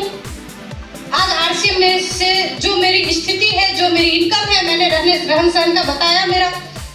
जब मैं आरसीएम में नहीं थी तो कैसे घर में रहती थी। आज के समय मैंने जो मकान बनाया है मेरे लिए बोकारो ईस्टर्न सिटी शहर में, 1 करोड़ से ऊपर की लागत से वो मकान कंप्लीट हुआ है। एक मिडिल क्लास आदमी जितने सपने देख सकता है वो सारी सुविधाएं उस घर में अवेलेबल है जो मैंने बनाया है। आज आरसीएम से वो इनकम है कि घर में भी अगर बैठ जाए ना, और इनफैक्ट मैं 2-3 महीना बैठ के, लगभग 6 महीना बैठ के देख भी चुकी हूँ। जब घर बनाया था तो उसमें बहुत सारे काम भी थे और बहुत शिद्दत से बनाया था, तो लगा कुछ दिन मजे ले लूं।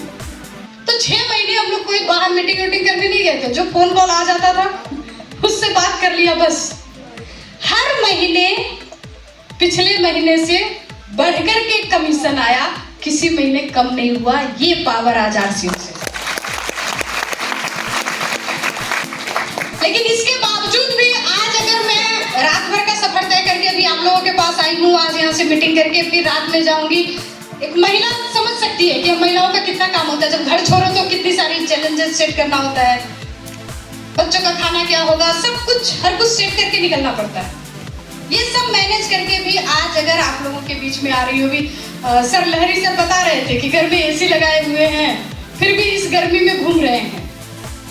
वाकई जो आरसीएम के सीनियर अचीवर है ना, उनकी जो लाइफ हो गई है, घर में एसी, गाड़ी में एसी, मतलब हम लोग जहां भी जीते लग्जरी जीते हैं।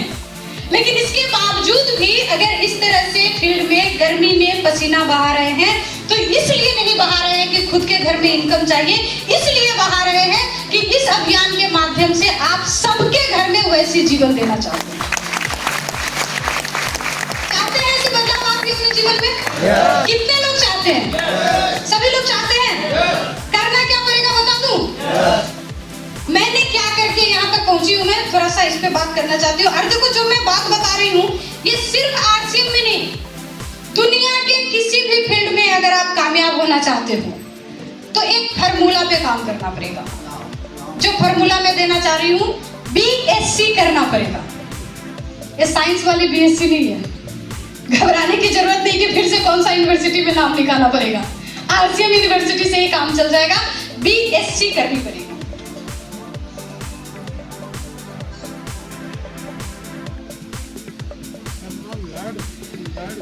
B for big thinking. महसूस करो।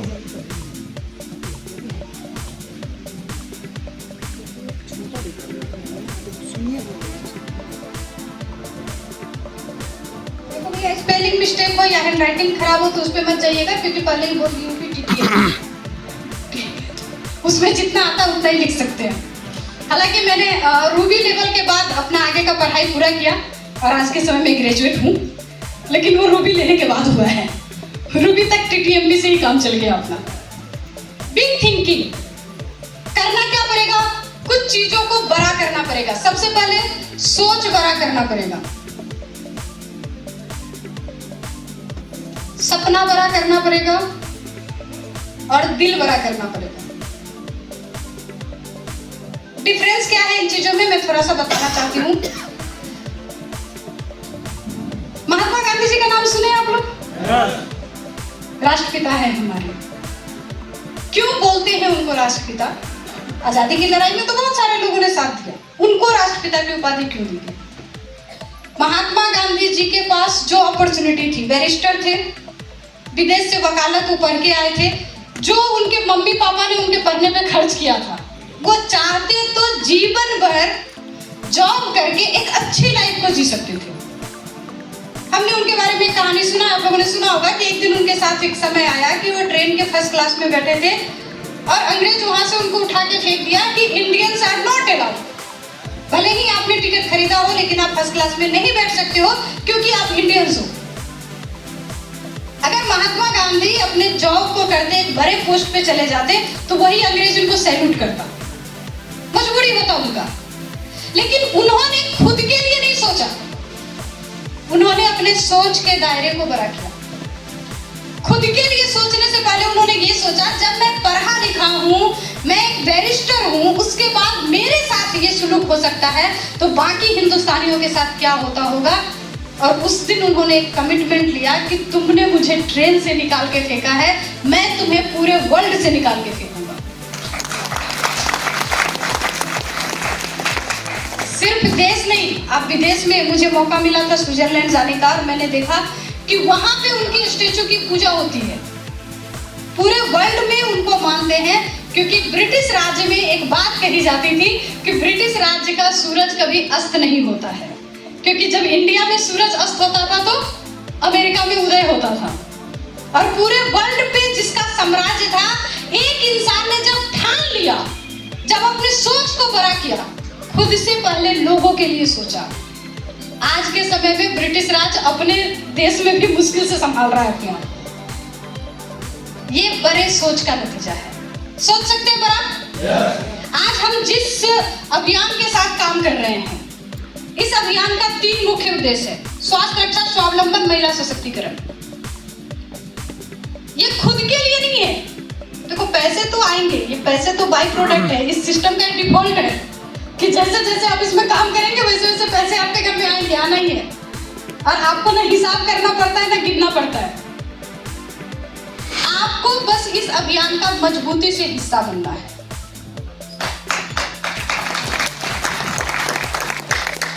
सोच बड़ी करनी है कि मैं भी लोगों के घर में स्वास्थ्य का प्रचार कर सकता हूँ, मैं लोगों के घर में इनकम दिला सकती हूँ, मैं महिलाओं को आगे लाने पे काम कर सकती हूँ। कैसे काम करेंगे उस पे आगे जाएंगे। दूसरा चीज बड़ा करना है सपना। ड्रीम बड़ा होना चाहिए। जब तक सपना बड़ा नहीं होगा तब तक हम कभी भी बड़े अचीवमेंट पे नहीं पहुंच सकेंगे। इस सिस्टम से दाल रोटी नहीं चलता है। पेट भरने लायक इनकम कभी नहीं आती है, या तो इतनी कम आती है कि उसमें आपकी पेट भर नहीं सकती है, या फिर इतनी ज्यादा आती है कि सोचना पड़ता है कि पैसे को अब खर्च कहाँ करें। और आज हम लोग उस पोजीशन में हैं। आज मैं आपके सामने जीती जाती उदाहरण हूँ। मैंने भी क्या बोला, पिछले साल शादी के 25वीं सालगिरह पे मैंने मेरे पतिदेव को 25 लाख का कार गिफ्ट किया, और इस साल जून के ही महीने में मैं बेटी के लिए घर बुक करके आई हूँ। आरसीएम है तो मुमकिन। दूसरा कोई बिजनेस होता ना तो 50 बार सोचते पैसे कहाँ से आएंगे, इतने खर्च करेंगे तो इनकम टैक्स कहीं छापा ना कर दे, टैक्स का हिसाब किताब कहाँ से दिखाएंगे। यहाँ प्राउड के साथ हम लोग बोलते हैं जो भी कमा रहा है ना, 1 नंबर का कमा रहा है, पहले सरकार को दे रहे हैं, उसके बाद मेरे घर में आ रहा है। लेकिन ये होगा कैसे? जब आपके सपने बड़े। मैं जब इस सिस्टम में नहीं थी, मेरा बचपन से एक सपना था। इस सिस्टम में मेरा टिकने का जो सबसे बड़ा रीजन है मैं बताती हूँ। मेरा बचपन से एक सपना था, फिल्मों में देखा था। हम लोग जब छोटे थे तो संडे के संडे पिक्चर आती थी दूरदर्शन पे। पूरा सप्ताह हम लोग इंतजार करते थे कि संडे को फिल्म देखना है, तो बाकी दिन मिलता नहीं था। और ज्यादातर उस समय ना अमिताभ बच्चन जी की फिल्में बहुत आती थी, जब जिस दौर में मैं देखती थी। तो कई सारे फिल्मों में मैंने स्विट्जरलैंड का सीन देखा, हीरो हीरोइन को बर्फ के वादियों पे देखा, और चांदनी फिल्म में तो फेमस ही हो गया था। तो मेरे दिमाग में था, मेरे मन में एक ड्रीम था कि मुझे घूमने के लिए स्विट्जरलैंड जाना है। जब मेरी शादी हुई, मैंने मेरे पतिदेव को बताया कि मुझे घूमने के लिए स्विट्जरलैंड जाना है, तो सर ने मुझे बोला कि मैडम इतने बड़े बड़े सपने मत देखो, क्योंकि मेरी जो औकात है उसमें ज्यादा से ज्यादा तुमको नेपाल तक लेके जा सकता हूँ। क्योंकि आप सबको पता है नेपाल में ना वीजा लगता है ना पासपोर्ट लगता है, और सर बिहार से है, मधुबनी से, बगल में नेपाल है। मतलब अगर पैदल भी चलना चाहे तो शाम तक पहुंच जाएंगे नेपाल। सर ने उस दिन बोला कि इतने बड़े सपने मत देखो। मैंने सर को एक ही चीज बोला था, सर सपने देखने के पैसे थोड़े लगते हैं, क्या पता पूरे हो जाए।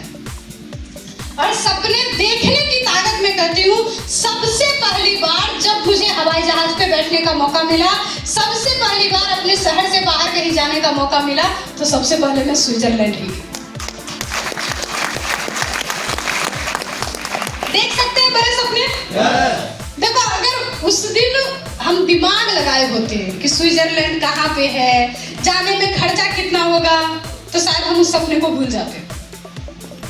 लेकिन मैंने बस दिल लगाया, अपने दिल को बड़ा किया बस, और उसका नतीजा है कि मेरे जो भी सपने मैंने देखे हैं, सारा सपना इस सिस्टम की वजह से पूरा हुआ। तो सबसे पहले अपने सपने को बड़ा करना पड़ेगा। कर सकते हैं अपने सपनों को बड़ा? कितने लोग अपना सपना लिखे हैं? लिखे हैं सारे लोग? महिलाएं तो नहीं लिखी होंगी, आगे वाले लोग लिखी होंगी। चलो लिखे हैं तो बहुत अच्छा, अगर नहीं लिखे हैं तो ऐसे तो ये ट्रेनिंग का पार्ट है, लेकिन फिर भी मैं यहाँ बता देती हूँ, आज के आज अपने 3 सपने जरूर लिखिए। एक तो अगले 1 साल में आप क्या चाहते हैं, दूसरा अगले 5 साल में आप अपने जीवन से क्या चाहते हैं, और तीसरा अगले 10 साल में आप अपने जीवन से क्या चाहते हैं।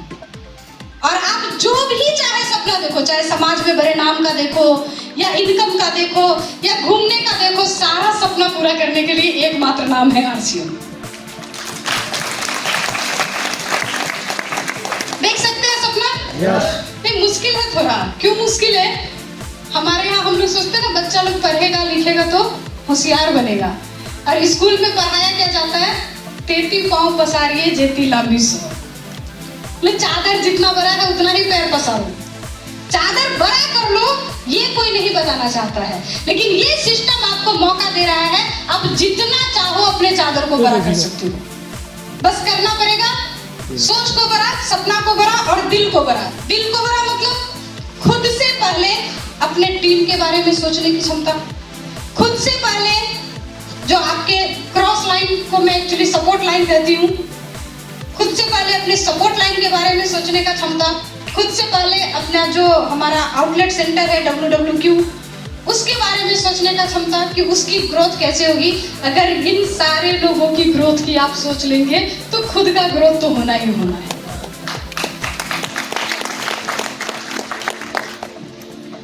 दूसरा जो काम करना है, स्मॉल एक्शन।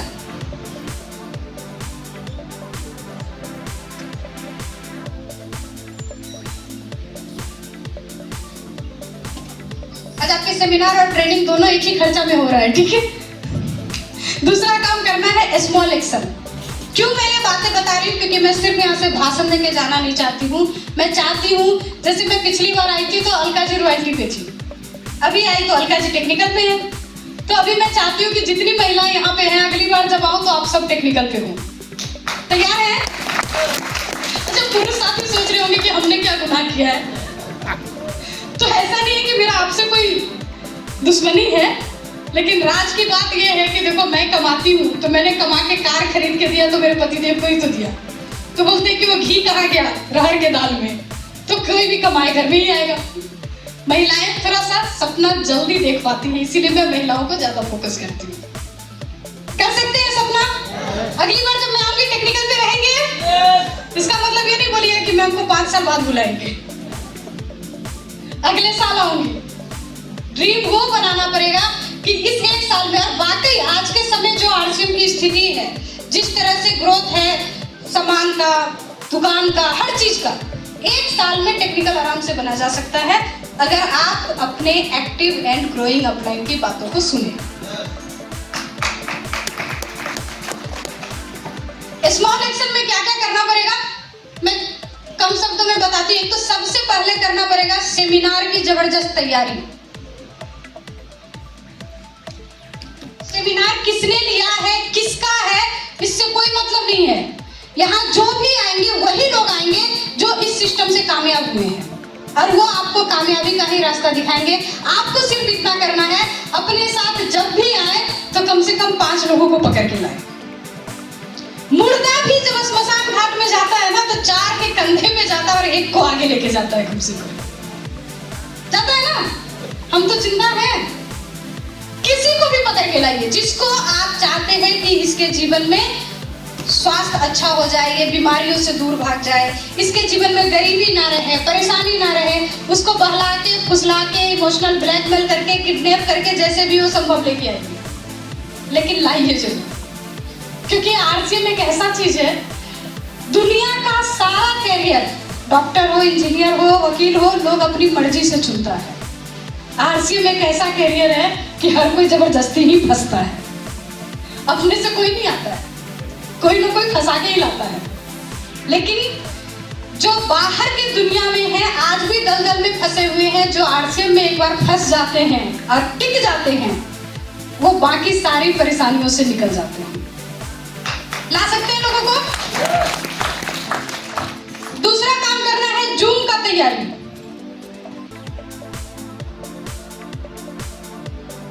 हमें लगता है अरे जूम में क्या जाना है भैया, एक मौका है, यहाँ पे आप आते हो, आपका खर्चा होता है।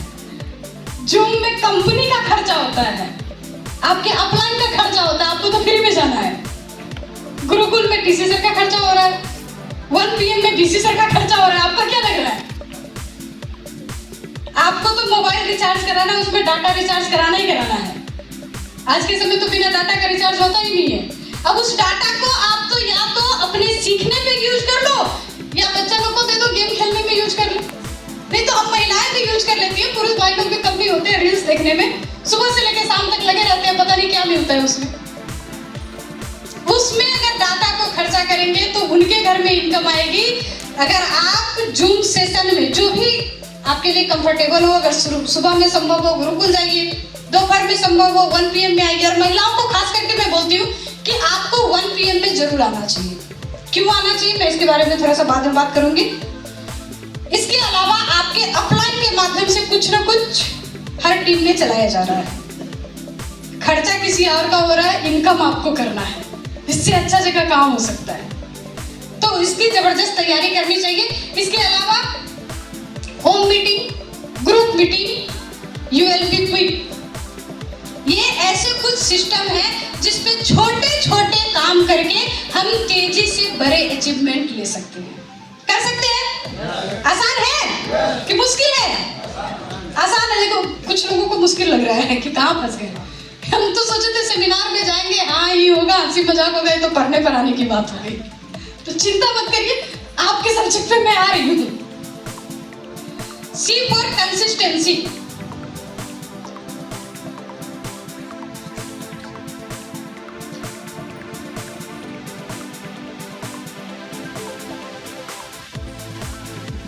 कंसिस्टेंसी मतलब लगातार।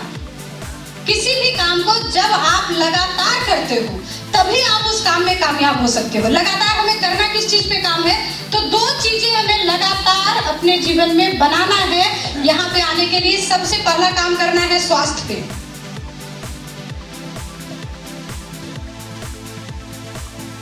और दूसरा संगत।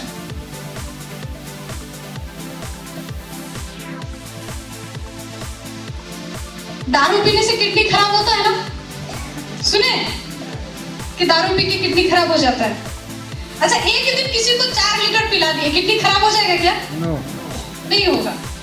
दूध पीने से ताकत आती है, हमारे प्रोडाइट पीने से भी ताकत आती है, लेकिन एक दिन भर से सुबह से लेकर शाम तक 4 गिलास पिला दिए, ताकत आ जाएगी क्या? नहीं आएगी ना।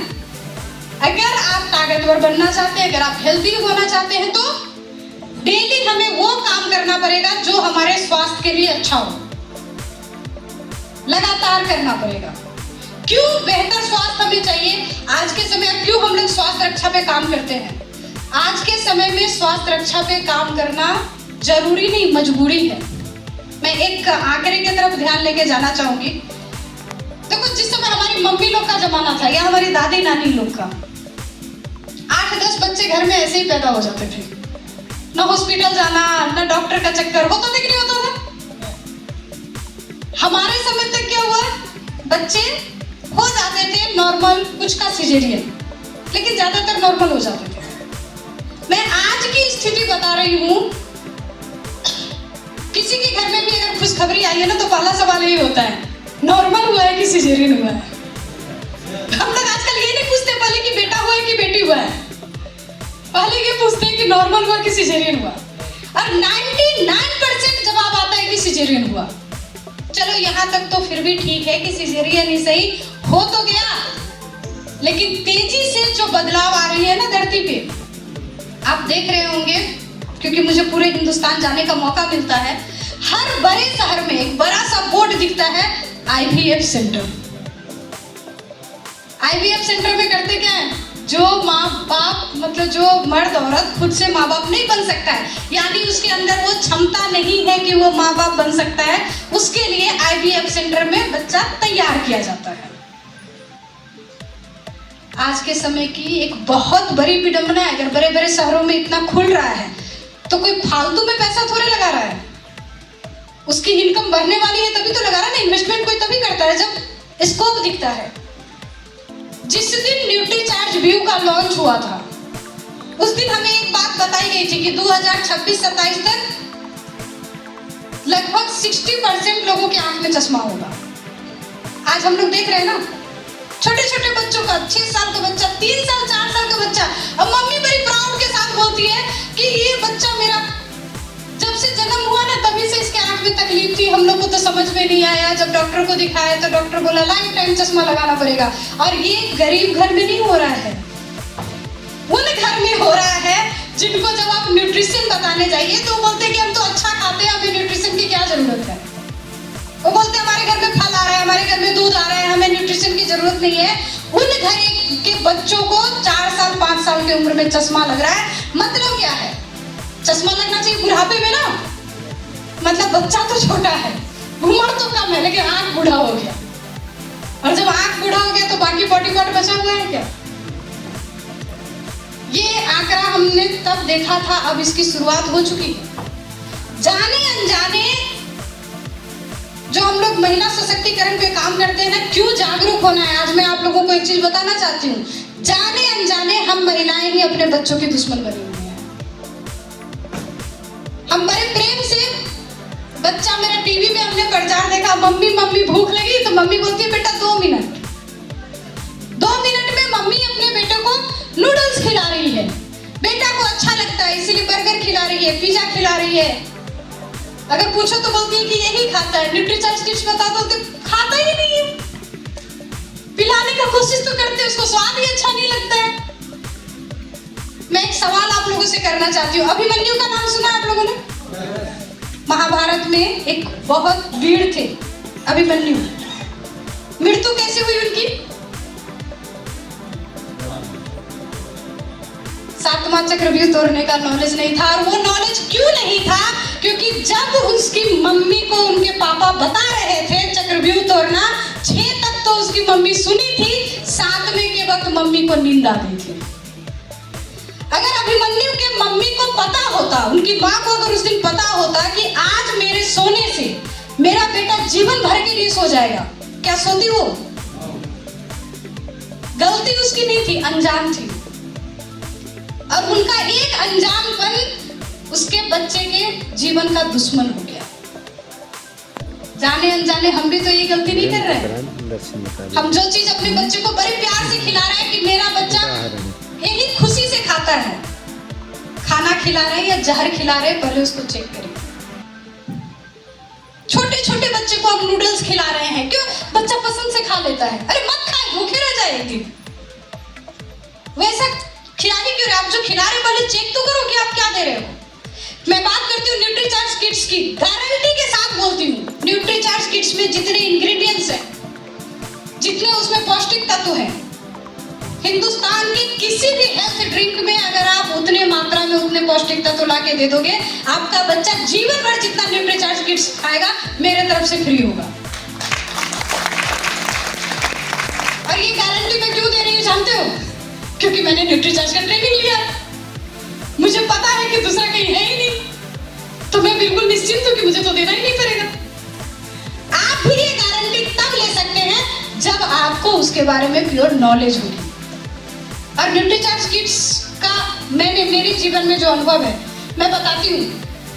अभी भी हम देखते हैं ना, मम्मी लोग से मिलते हैं तो मम्मी लोग को जो बोले सेमिनार में आओ या 1 PM में बैठो, तो मम्मी आराम से बोलती है क्या, बच्चा का एग्जाम चल रहा है, बच्चा को पढ़ाना पड़ता है। तुम क्या पढ़ा रही हो बच्चे को? मेरे समझ में नहीं आता है कि पढ़ना बच्चे को है, मम्मी का क्या काम है उसमें। मेरी बेटी बोर्ड का एग्जाम देने वाली थी, एक फैमिली फंक्शन में हम लोग दोनों माँ बेटी गए हुए थे।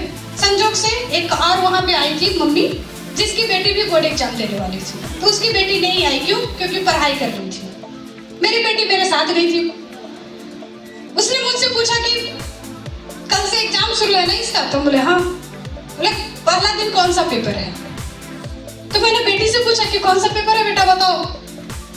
मेरी बेटी तो बताएगी, उसको मम्मी जो थी वो दूसरी औरत जो थी वो इतना मतलब आश्चर्य से मुझे देख रही है, क्योंकि आपकी बेटी का बोर्ड एग्जाम में आपको पता ही नहीं कि उसका पेपर कौन सा है, बोले एग्जाम देना किसको है।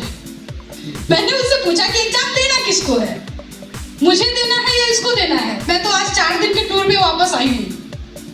तो उसने मुझे कहा कि देखो इतना भी पैसा कमाने में बिजी नहीं हो जाना चाहिए कि बच्चा क्या पढ़ रहा है पता ही नहीं है, कैसे इसका एग्जाम जाएगा।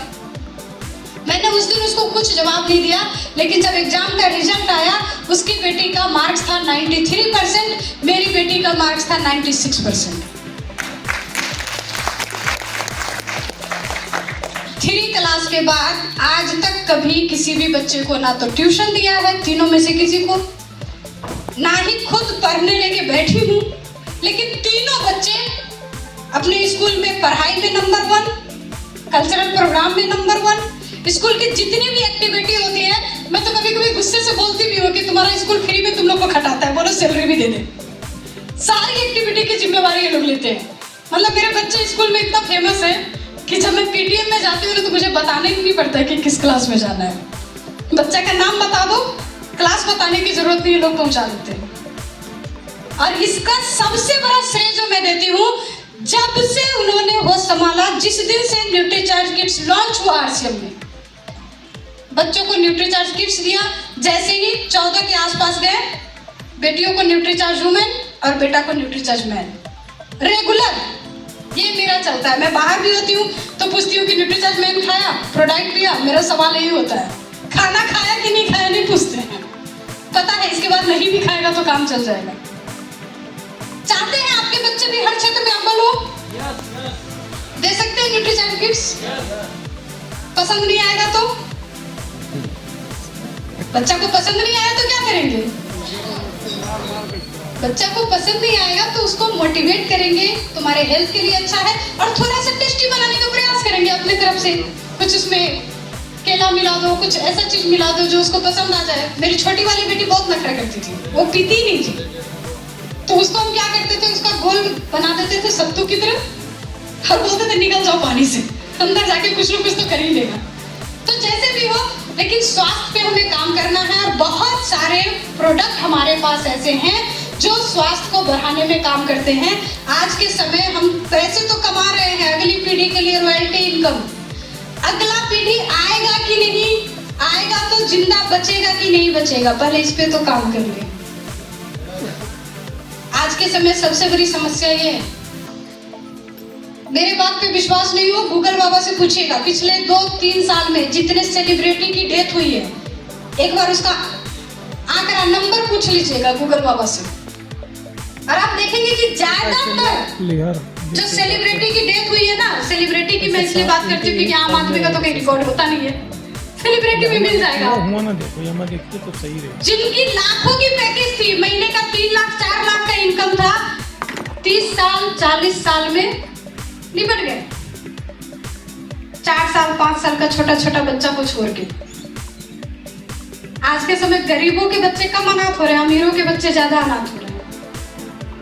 भले ही बाप कितना भी पैसा कमा लिया हो, भले ही माँ कितना भी पैसा कमा ली हो, लेकिन एक 4 साल का बच्चा 5 साल का बच्चा क्या संभाल सकता है अपने आप को? क्या वो पैसे से उसकी जीवन चली जाएगी? और भैया इस दुनिया में लोगों ने, हिंदुस्तान एकमात्र ऐसा देश है जो 6000 साल लगभग गुलाम रहा है। जितने भी विदेशी आए ना यहीं पे राज किए हैं, क्योंकि विदेशियों का कोई गलती नहीं था, अपनों ने ही अपनों को लूटा है। खुद के भाई ने ही भाई को मरवाया है। कल वो बच्चे सुरक्षित रहेंगे इस बात की क्या गारंटी है? किसके लिए कमा रहे हैं? तो अगर चाहते हैं कि हम जो इनकम कर रहे हैं उसका सुख मेरा बच्चा भोगे, तो सबसे पहला काम करना पड़ेगा, अपने हेल्थ पे काम करना पड़ेगा, अपने परिवार के हेल्थ पे काम करना पड़ेगा। और उसके लिए हमारे पास बहुत सारे प्रोडक्ट्स हैं, न्यूट्रिशन का प्रोडक्ट है, गामा ओरिजिनल है, मधु संयम रस है, बहुत सारे प्रोडक्ट हैं। मैं बताने लगूं तो पूरा शाम हो जाए एक एक प्रोडक्ट का नाम बताने में। जानना है तो आपको लगातार ट्रेनिंग का हिस्सा रहना पड़ेगा। गुरुकुल का हिस्सा बनिए, 1 PM का हिस्सा बनिए, जो आपके सिस्टम के माध्यम से आ रही है जूम वेबिनार, उसका हिस्सा बनिए, तभी आप लगातार इन प्रोडक्ट्स के बारे में जान सकते हैं। एक लाइन में मैं बताऊं न्यूट्रीचार्ज का बेनिफिट। जब से न्यूट्रीचार्ज वुमेन लॉन्च हुआ, लगातार ले रही हूँ। सुबह का जो मेरा नाश्ता होता है न्यूट्रीचार्ज वुमेन और कोकोआ प्रोडक्ट, मुझे वही पसंद है, तो PVM में ब्रेकफास्ट मेरा होता है सुबह सुबह। रिजल्ट ये है, जब न्यूट्रीचार्ज नहीं लेती थी अपने उम्र से 10 साल बड़ी लगती थी, जब से न्यूट्रीचार्ज लेना शुरू किया है अपने उम्र से 10 साल छोटी लगती।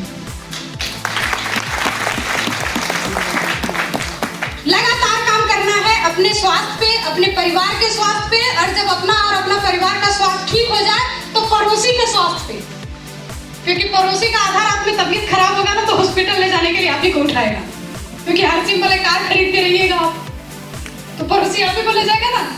तो नींद हराम नहीं होना चाहते हैं, चैन से सोना चाहते हैं, तो पड़ोसी को भी जगा दो, उसके घर में भी न्यूट्रिशन शुरू करा दो। लगातार स्वास्थ्य पे काम करना पड़ेगा, और दूसरा काम करना पड़ेगा, संगत बनानी पड़ेगी। कैसी संगत?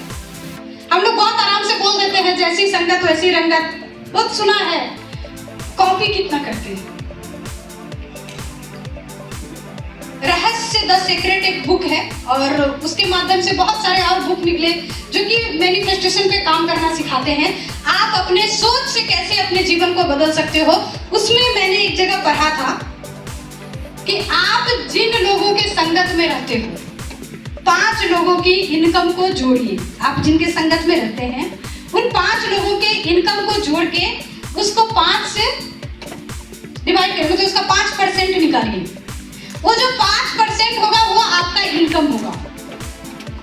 जिन 5 लोगों के संगत में आप रहते हैं उनकी जैसी लाइफ स्टाइल है, उसका 5% लाइफ स्टाइल आपका बनेगा।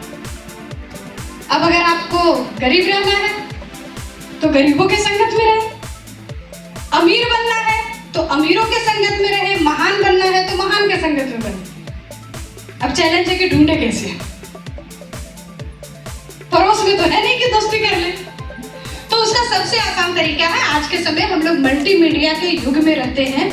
जैसे देखो, मैं हमेशा रहती हूँ, मैंने RCM से अपने 5 गुरु बना के रखे हैं, और RCM के बाहर अपने 5 आइडियल बना के रखे हैं। RCM वाले मेरे गुरु हैं, उनको फॉलो करती हूँ, और RCM से बाहर 5 आइडियल बना के रखे हैं। RCM में मेरे गुरु हैं माननीय TC सर, माननीय BC sir, Mukesh Kothari sir, Rakesh Sharma sir, जिनको मैं बहुत ज्यादा फॉलो करती हूँ, S अत्री सर, जिनको मैं अपना गुरु बना के रखती हूँ। इसका मतलब ये नहीं कि बाकी को मैं नहीं मानती हूँ। जितने भी कोर लीडर है मेरे आइडियल है, मेरे गुरु है, लेकिन इन लोगों को ज्यादा सुनने का प्रयास करती हूँ। और RCM से बाहर के जो लोगों के संगत में मैं रहती हूँ ना, उसमें 2 राइटर हैं, एक उज्जवल पाटनी जी हैं, एक स्नेह देसाई है, एक विदेशी राइटर है रॉबर्ट क्रियोशोटी, और 2 फिल्म स्टार भी से हैं, जिसमें एक अमिताभ बच्चन जी हैं जिनके मैं संगत में रहती हूँ, और एक नीता अंबानी है जिसके मैं संगत में रहती हूँ।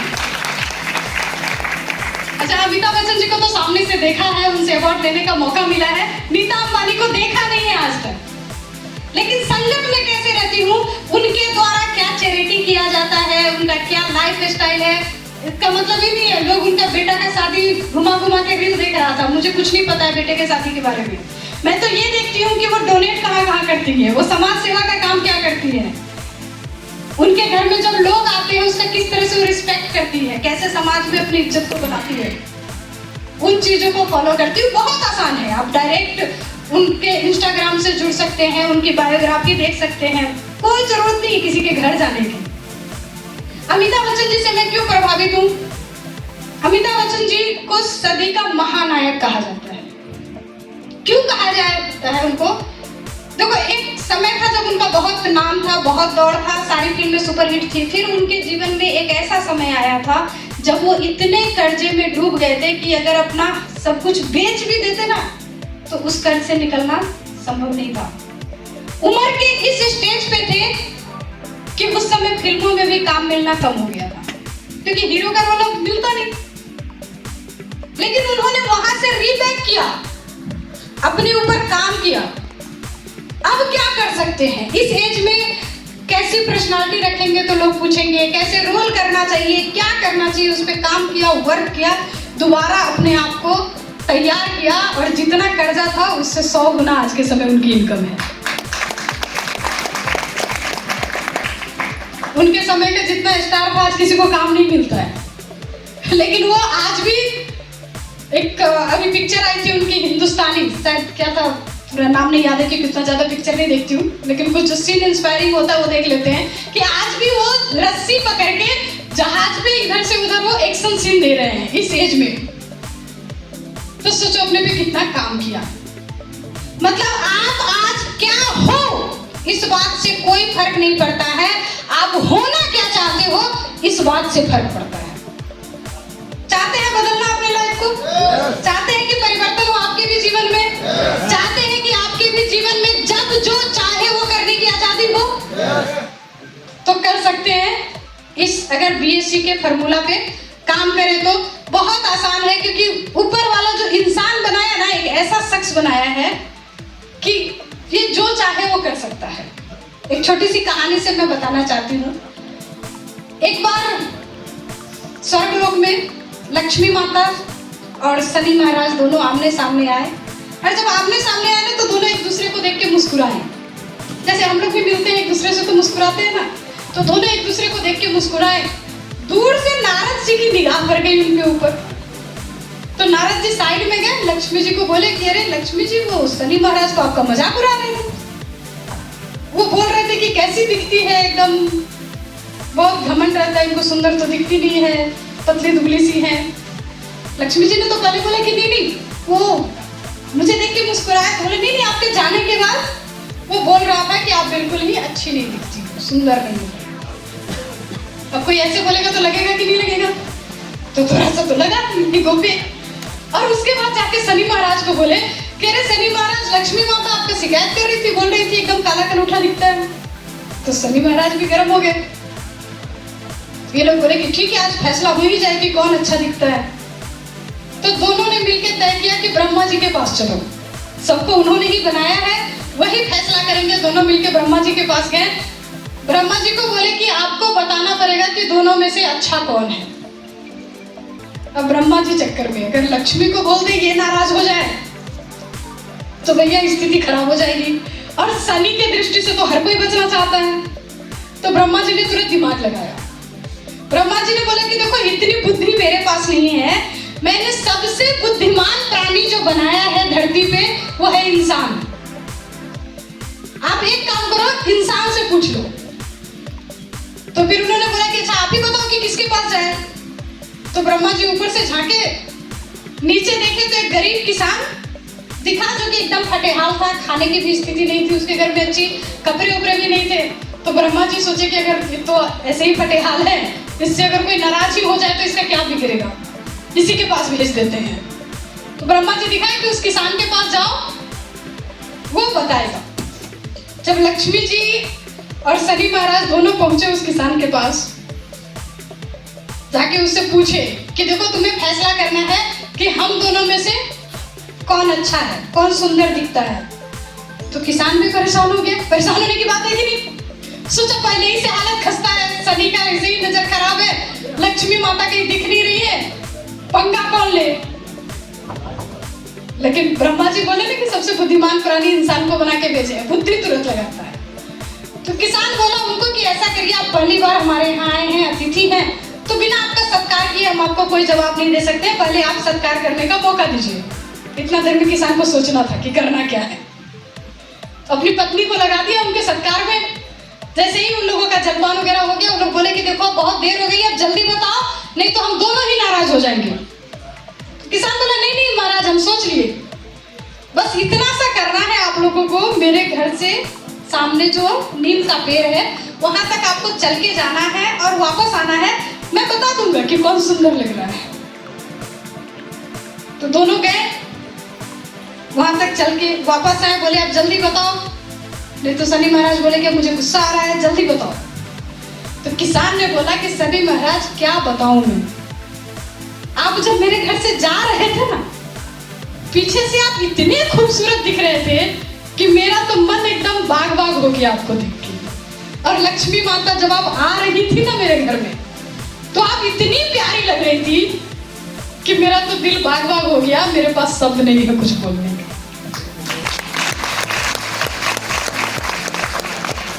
लक्ष्मी भी खुश, सनी भी खुश।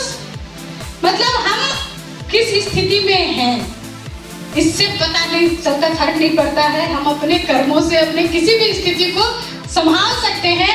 एक ही बात में उसने लक्ष्मी को भी खुश कर लिया, सनी को भी खुश कर लिया, तो माला माल तो होना ही था ना। मौका आपके पास भी है। ये सिस्टम आपके लक्ष्मी को भी सुधार सकता है और सनी को भी सुधार सकता है। मैं जब किसी को बताती हूँ आरसीएम और नहीं समझ में आता है, मेरा डाउनलाइन जब आता है मेरे पास बोलने, मैम इतना समझाए उसको कुछ नहीं समझ में आया, तुम बोलते तुमको गुस्सा नहीं आना चाहिए, अगले पे तरस आना चाहिए। बेचारा का शनिचरा खराब है, ग्रह नक्षत्र बिगड़ा हुआ है, कैसे समझ में आएगा? जिस दिन ठीक होगा खुद समझ में आ जाएगा। जिस बंदे ने मुझे आरसीएम बताया था, वो बंदा आज भी लोगों के घरों में फोटो खींचता है। मैंने उससे आरसीएम को जाना था, लोग मेरे साथ फोटो खिंचवाते हैं।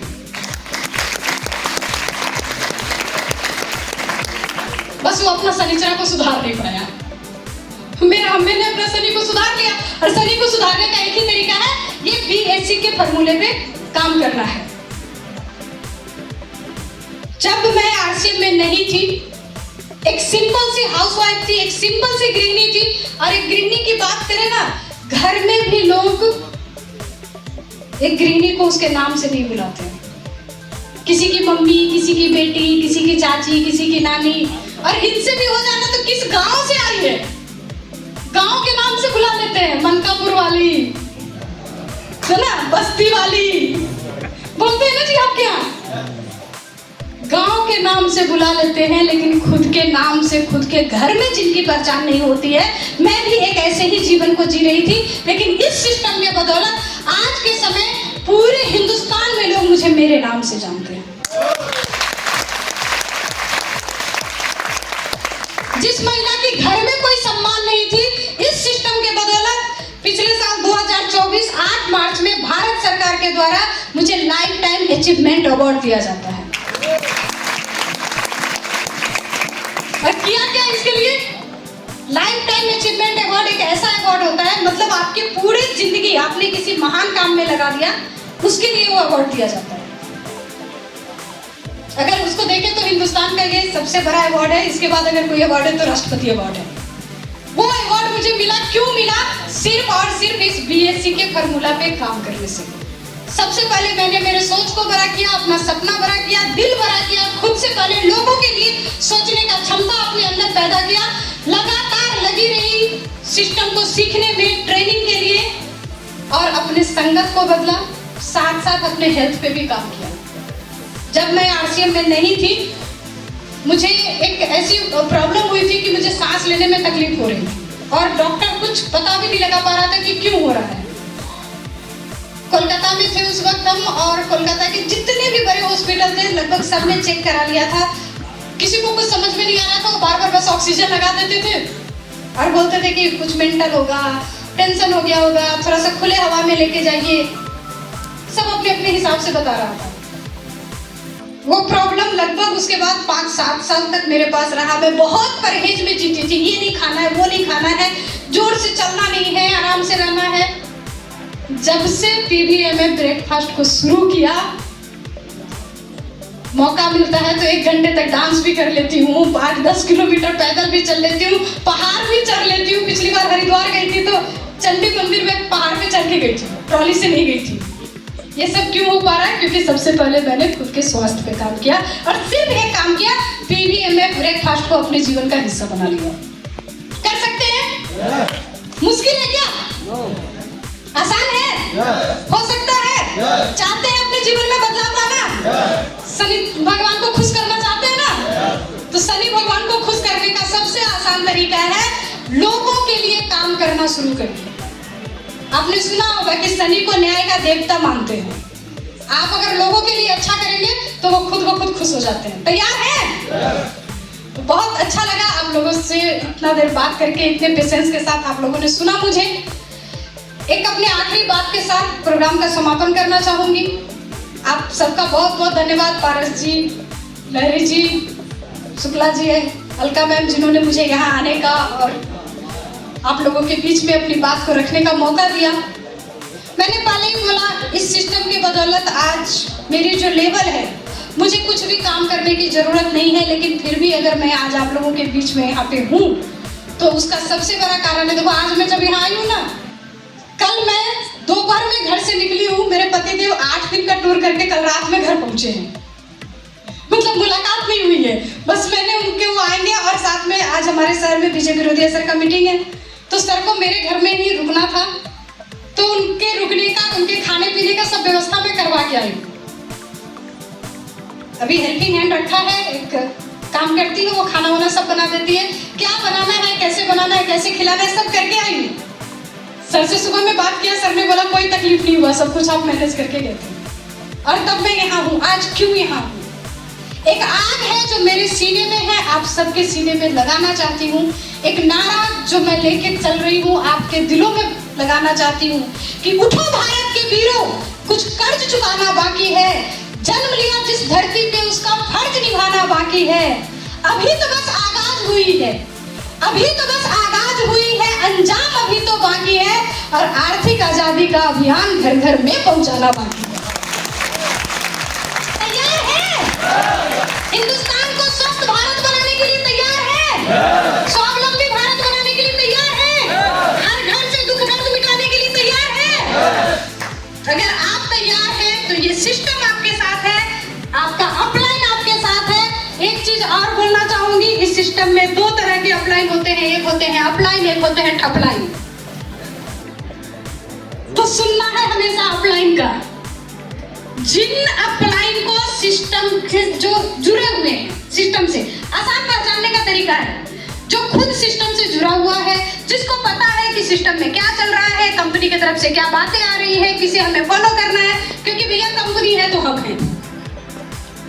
आरसीएम का नाम बड़ा होगा तो हमारा नाम बड़ा होगा, आरसीएम की छवि बड़ी होगी, हमारी छवि बड़ी होगी। आरसीएम का छवि खराब होगा, हमारा छवि खराब होगा।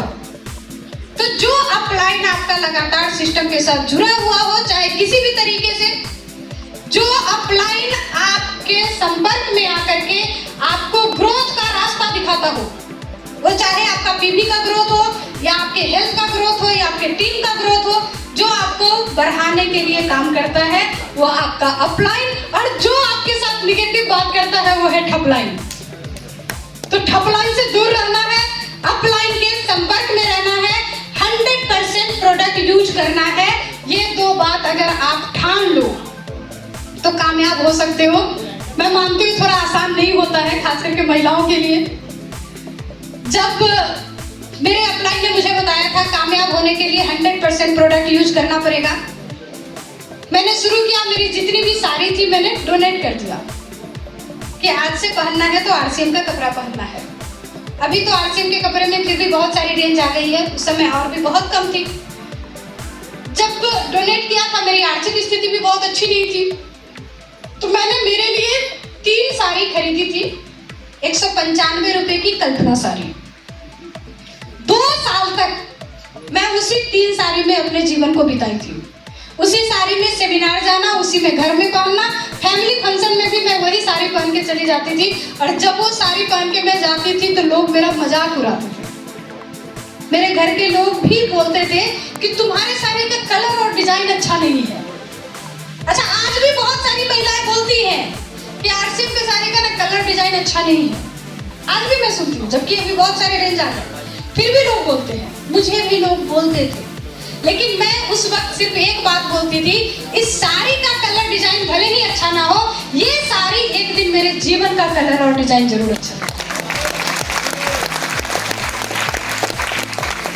आज दुनिया में जो सबसे महंगी साड़ी होगी ना, वो भी खरीदने की औकात रखती हूँ, लेकिन पसंद आज भी आरसीएम की साड़ी ही आती है। कर सकते हैं 100% प्रोडक्ट यूज, कर सकते हैं अपने अपलाइन को फॉलो। बहुत बहुत धन्यवाद आप सबका। और आगे के प्रोग्राम को समापन की ओर लेके जाने के लिए मैं एक बार आप सबके जबरदस्त क्लैपिंग में बुलाना चाहूंगी आप सबके गुरु, आज के ऑर्गेनाइजर पारस मौर्य सर।